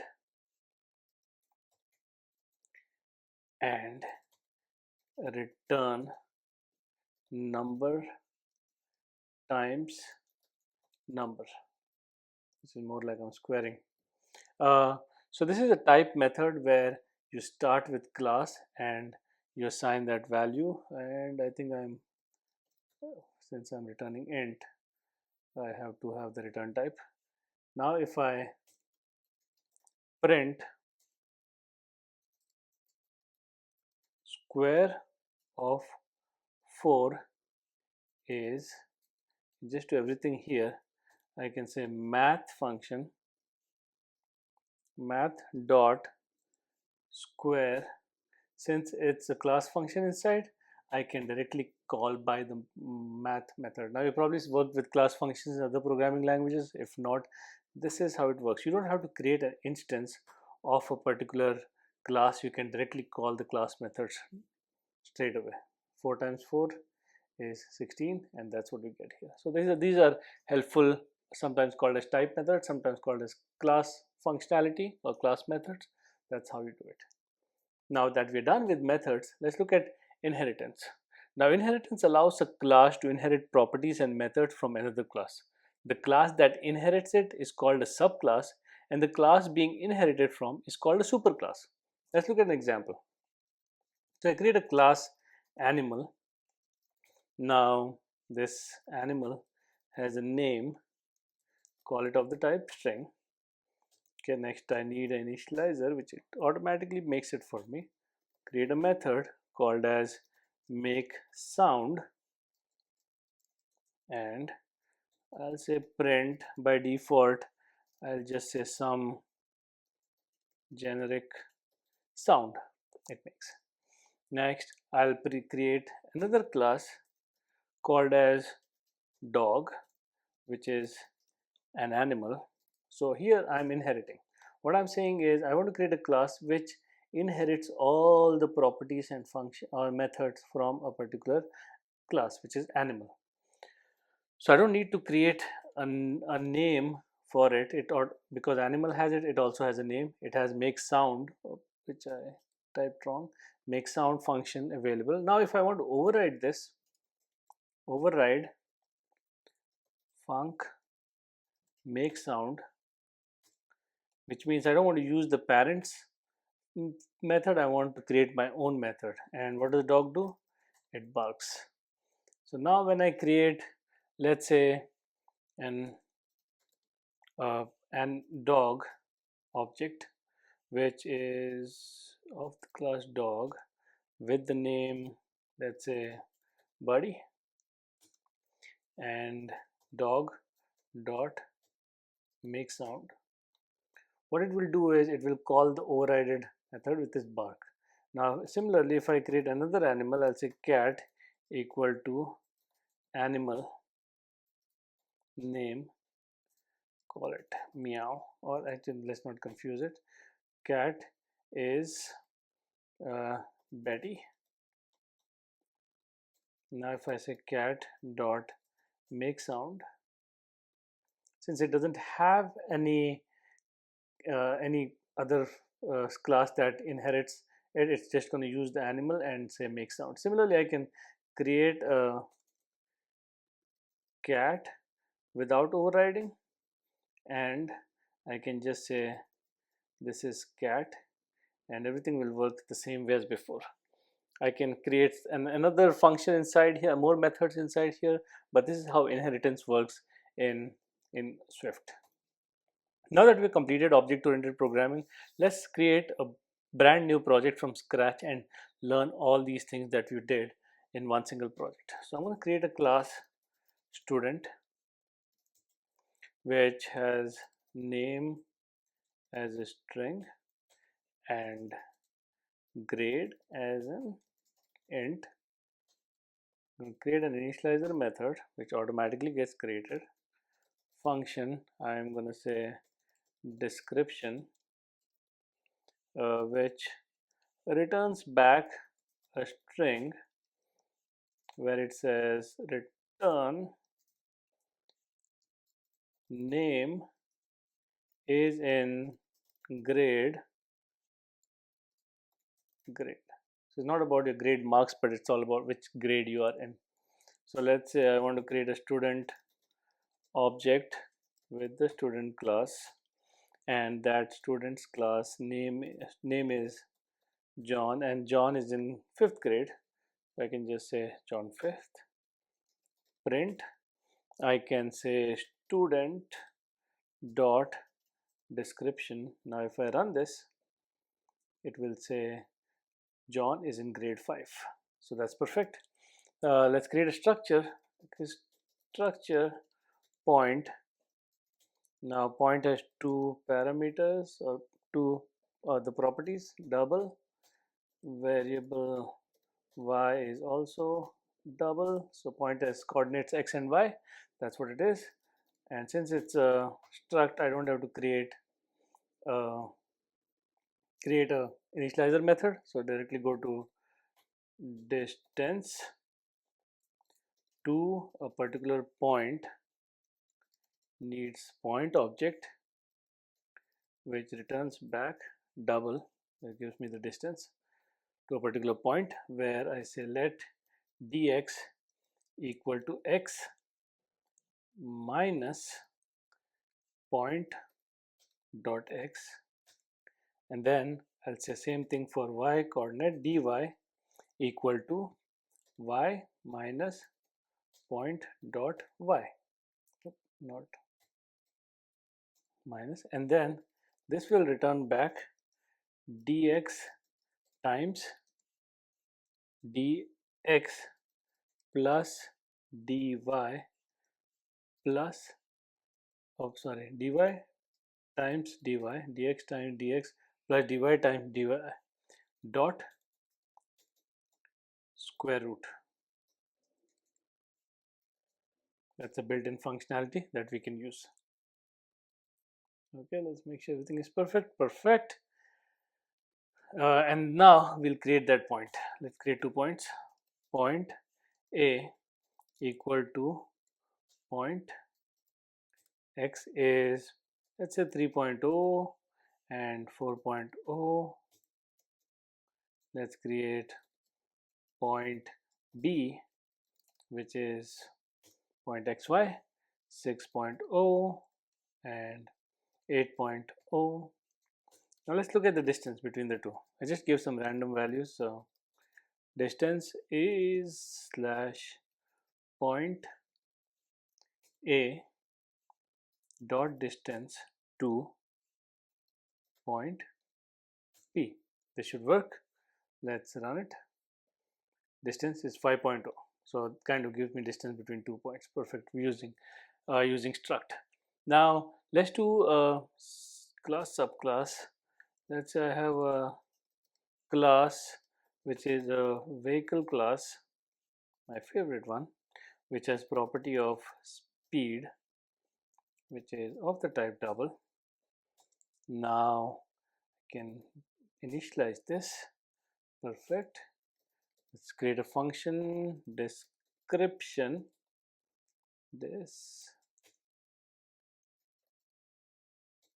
Description, and that returns back a string where it will say return traveling at whatever speed was passed or whatever speed was set miles per hour. Now next, once this is done, let's create a class, the fastest vehicle, bicycle, which is of the type vehicle. So I'm inheriting from vehicle, so it gets all its property. I'm going to create another properties, has basket or not, because sometimes your bicycle has a basket, so it's yes or no. And I'll initialize for this has basket, which says self has basket, but I will also have to call the super class because I'll have to initialize that with a speed of speed, which means I'll have to use pass speed here too, just to make sure that it doesn't break my super init function. Once that is done, I can override the description function that we created, which returns a string, where I'll say return super dot description. So whenever you call super is the master class, which is in this case the vehicle class, plus I also want to say with a basket has basket. So it will say if it has a basket or not. Let's use this. I'm going to say let bike equal to bicycle, which is going at a speed of, let's say, 15 miles per hour, has a basket, let's say true, and then I can just say print bike dot description. Let's run it. And if you see here, traveling at 15 miles per hour with the basket is true.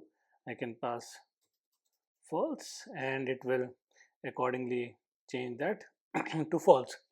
Now, sorry, you learned about classes and structures and their differences. We also explored properties, including stored and computed properties.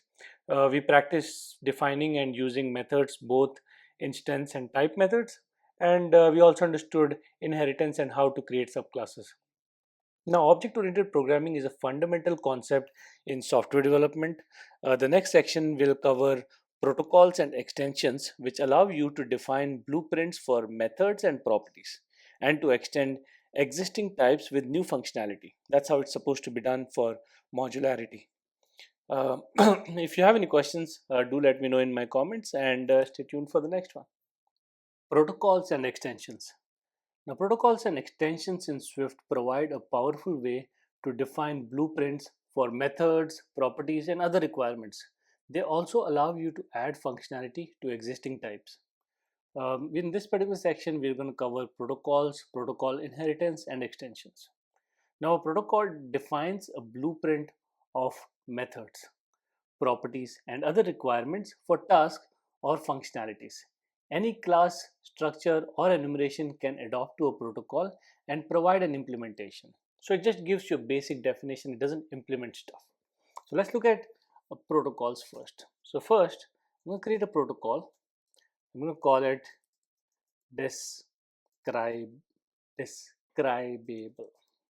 say, if I can, describable.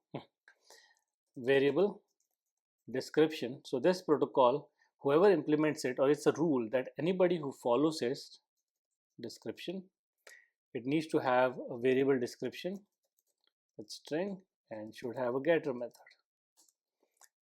It needs to have a function described, which is a describe function. So for example, now if I create a struct and I say this struct is person, and it does follow the protocol describable. What does this mean? That first I need to have, so it gives me help here, I can fix it.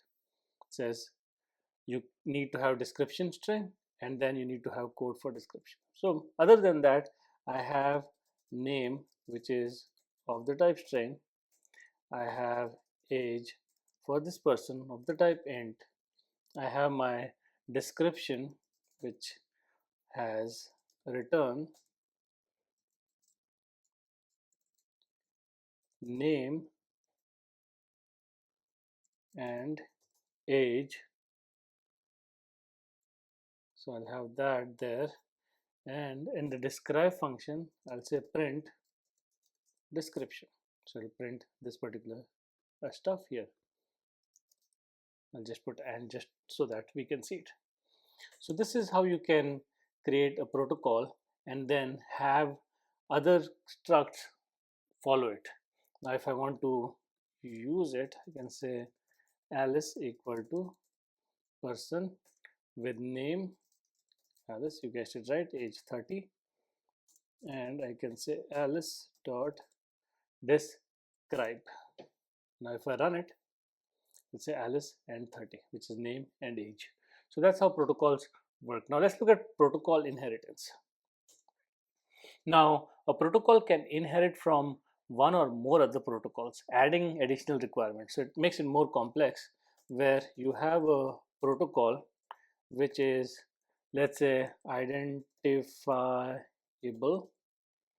is one protocol, where you have an ID, so the string type, not is, d, and that has a get. And there's another protocol which is called nameable, which has a variable name that needs to be defined, string, again get. Now when I have a protocol which is a user protocol and I want to use other protocols to inherit from, I can do this. So both these identifiable and nameable, make sure I don't misspell. So user kind of inherits from these two protocols, and user has its own age, which is of int get. Done. Now if I create a struct called as, let's say, employee, who inherits from user, I can say variable ID, I have to implement ID of the type string. I'll have to say variable name of the type string. I'll have to define age, the type int, from all three different protocols. Now if I create an employee, or which is of the particular struct, I'll have to pass ID 1 to 3, name John, age 25. Now when I print the information of this employee, I can say employee dot name has ID employee dot ID of age employee dot age. Now if I run this, it will say John has an ID 123 of age 25. So that's how you can have protocol inheritance along with, this is the normal inheritance, where you have a user protocol which is inheriting from identifiable and nameable. Now let's look at extensions. Now in extensions, extensions allow you to add new functionality to existing classes, structures, enumerations, or protocols. This includes adding methods, computed properties, and more. Let's look at an example where we are extending a particular type. Now we have used int before. Now if I want to write a method which extends the built-in type int, what I can do is I can say, okay, I want to create a squared property int which returns self times self. So whatever the number is, it multiplies it by itself. You can have function multiply by number, which is an int which returns back an int return. Now this will be self times number. So I've written a squared and multiply by a particular number methods. And in here I have used the wrong arrow. There you go. Now if I create let number equal to 3 and I say print, first I can say number dot squared because I've created that function. I can have number dot multiply by, let's say, 45 and run this. First it will call this, even though it's not a built-in function because we have created a built-in property. Since we have created it here, we have created an extension of the existing types. So 3 squared is 9 and 3 times 45 is 135. I'm not sure about that, but I think it should be right since I can't do multiplication by 45. Now let's look at extending how you can extend a protocol. So to extend a protocol, first let's create a protocol called as our favorite protocol greetable, which has a function inside it called as greet. Now if I want to create an extension to this, I can just say extension greetable.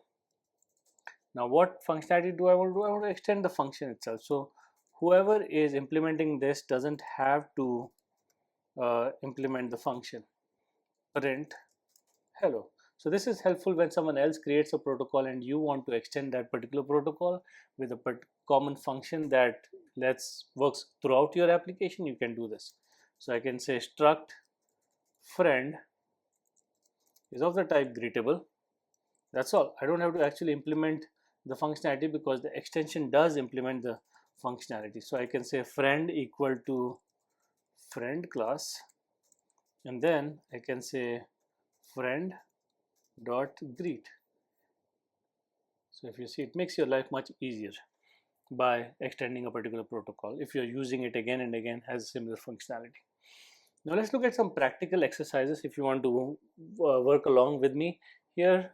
So let's start with creating a protocol, defining a protocol. You can say protocol drivable, and inside that I can use speed of double, and it has a function of drive. So this is the protocol. Now this protocol I want to be adopted by a protocol in a class. So I can say class car is of the type, it follows the protocol drivable. You can say where speed double variable model string, and then I can initialize this method automatically. I don't do anything, and then as you can see there's an error because I have not implemented the drive functionality. So to do that I can say print inside here driving at whatever speed miles per hour, and once I have that I can create my car, which is car speed of, let's say, 120 miles per hour since it's a double, and it's Tesla. I can say my car dot drive. If I run this, we'll have the driving at 120 miles per hour. So we created a drivable protocol and we created a class which actually implements that, and there we go. Now let's look at extending a particular type, which is, in this case, let's do string now since we already did int before. And I can say function reverse string, something that we wrote before. Now if I want to give this functionality for my entire application, where it can automatically use this wherever I want, you can say return string self dot, there is a function called as reversed, I can just use that. So next I can say let original string is equal to Swift. If you remember, we did this when we learned functions, but now we are using extensions for it. Reverse string of original string is original string dot reverse string.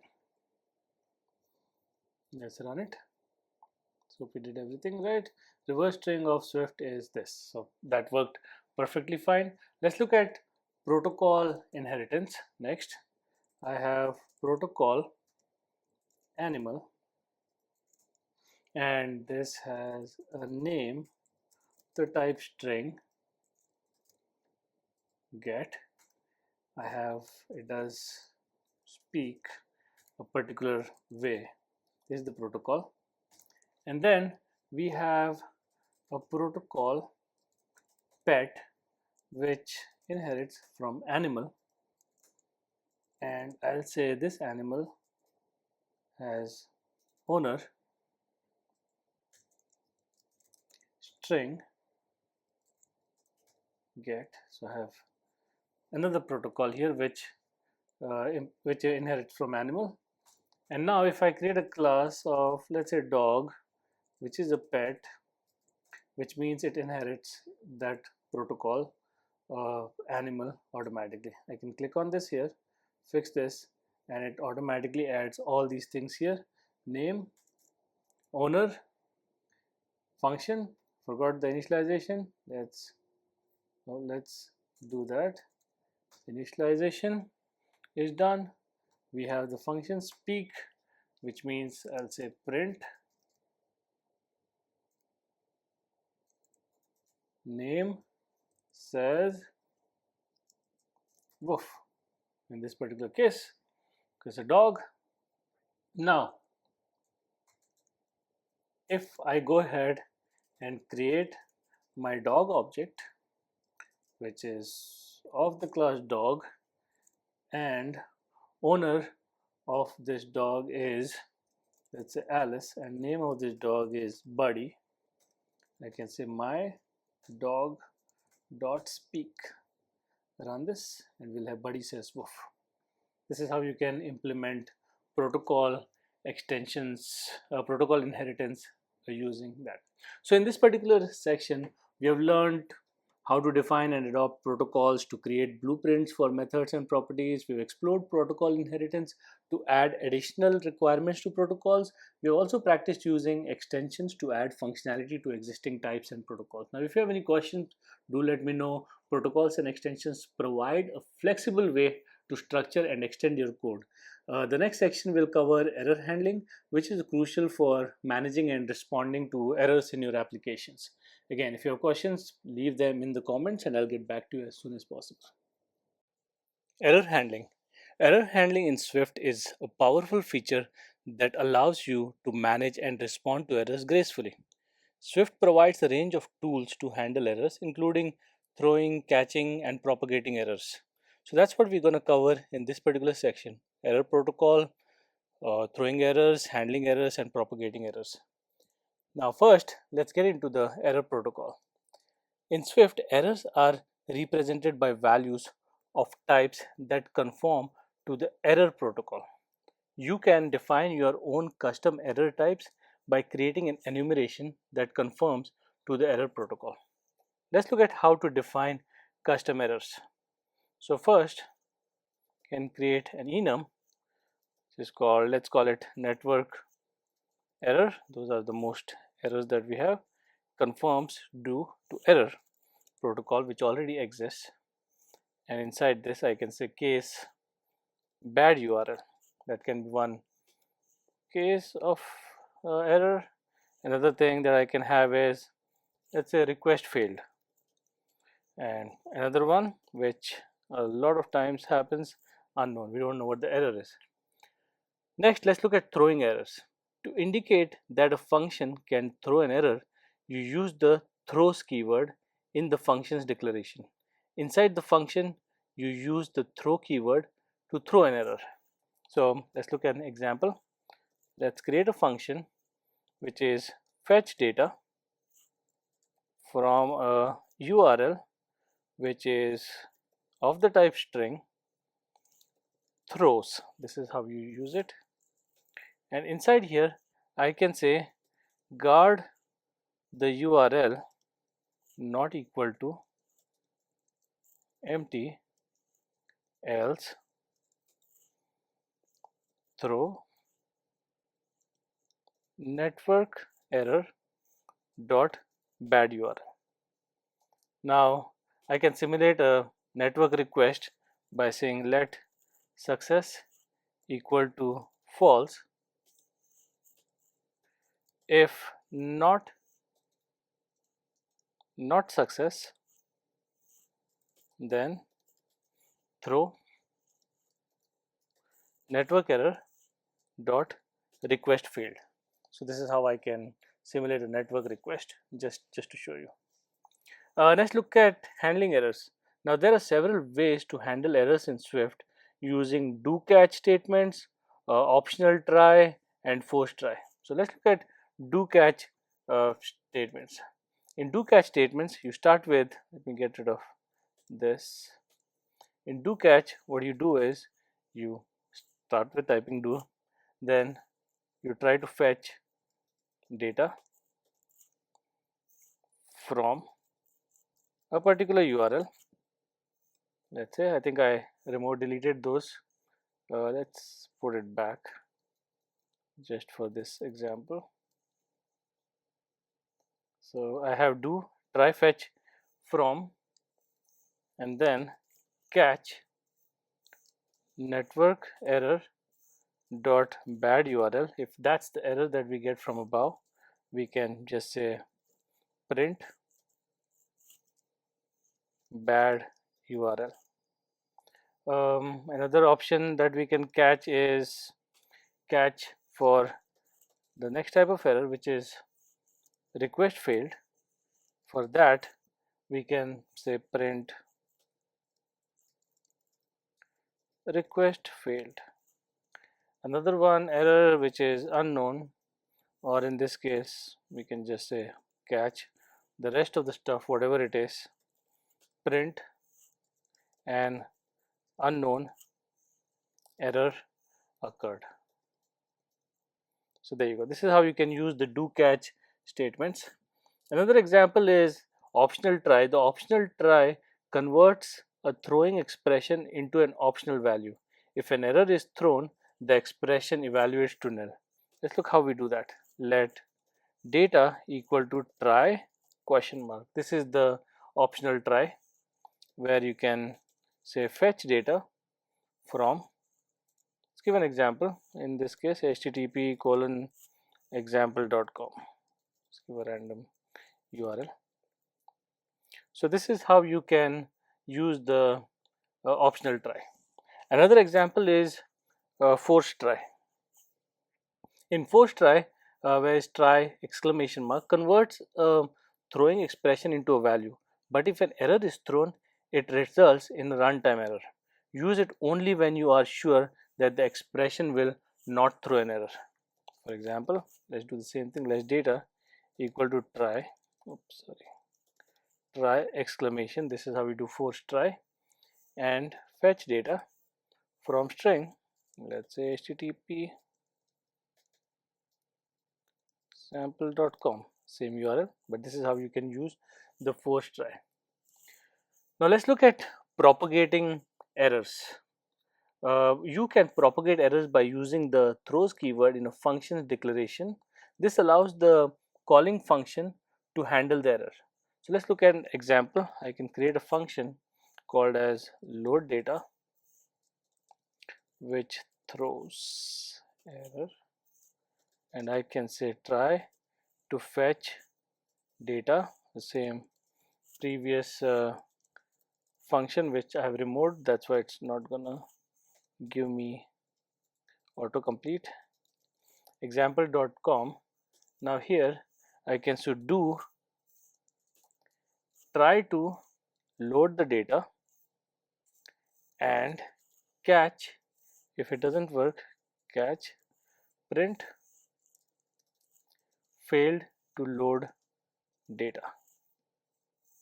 So this is how you can propagate the errors in your Swift program.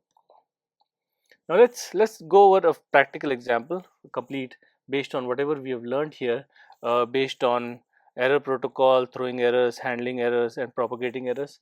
Let's create a example of that. So I'm going to start with defining custom errors by saying enum file error, which conforms to error protocol, and the different errors that I have is file not found, another one is unreadable file, I'll just call it unreadable, and another one can be encoding failed.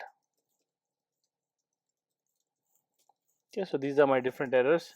Now the function that throws the error can be function read file at path, and the path is string, of course, and is throws, returns back string. And now here I can guard the path not equal to empty, else if it's empty then throw file error dot file not found. If not, let's say simulate a failure, let success equal to false. If not success, then I can say it throws file error dot unreadable and return file content here. If everything is successful, then I'll just return the file content for that. I mean, it will fail because we have set success to be false, and that's why it's telling me will never be executed. Now handling errors using do catch will be more like do let content equal to try to read file at, let's say, empty string, print file content is content. But if it catches errors, let's say catches a file error dot file not found, then we can say print file not found. Another error that we defined was file error dot unreadable. In this case we can say print file is unreadable, and for the rest of them we can just say universal catch and say print an unknown error occurred, and we can also pass the error to it so it can look at the error. So there we have it, all the do catch errors. Now handling errors using optional try, which we looked at. If let content equal to try, so this is the optional try, read read file at, let's say there is a path to a particular file. Now in this case I can say print file content, because it was successful I can pass in the content here. Now if doesn't, then I can else it and say print failed to read file. So that's our optional try. Now we can handle using force try, where we can say let content equal to try exclamation mark read file at path to file, and here I can say print file content is slash content. This is using force try. This will crash if error is thrown for sure. Now, in this particular section in error handling, you learned how to define custom errors using the error protocol. You've learned how to uh, throw errors and handle them using the do catch statements, optional try, and force try. We also did some propagating errors to allow calling functions to handle them. Now, error handling is crucial for building robust applications. The next section will cover advanced topics including generics and higher order functions, which will allow you to write more flexible and reusable code. So if you have any questions, do get back to me in comments and I'll try to answer them as soon as possible.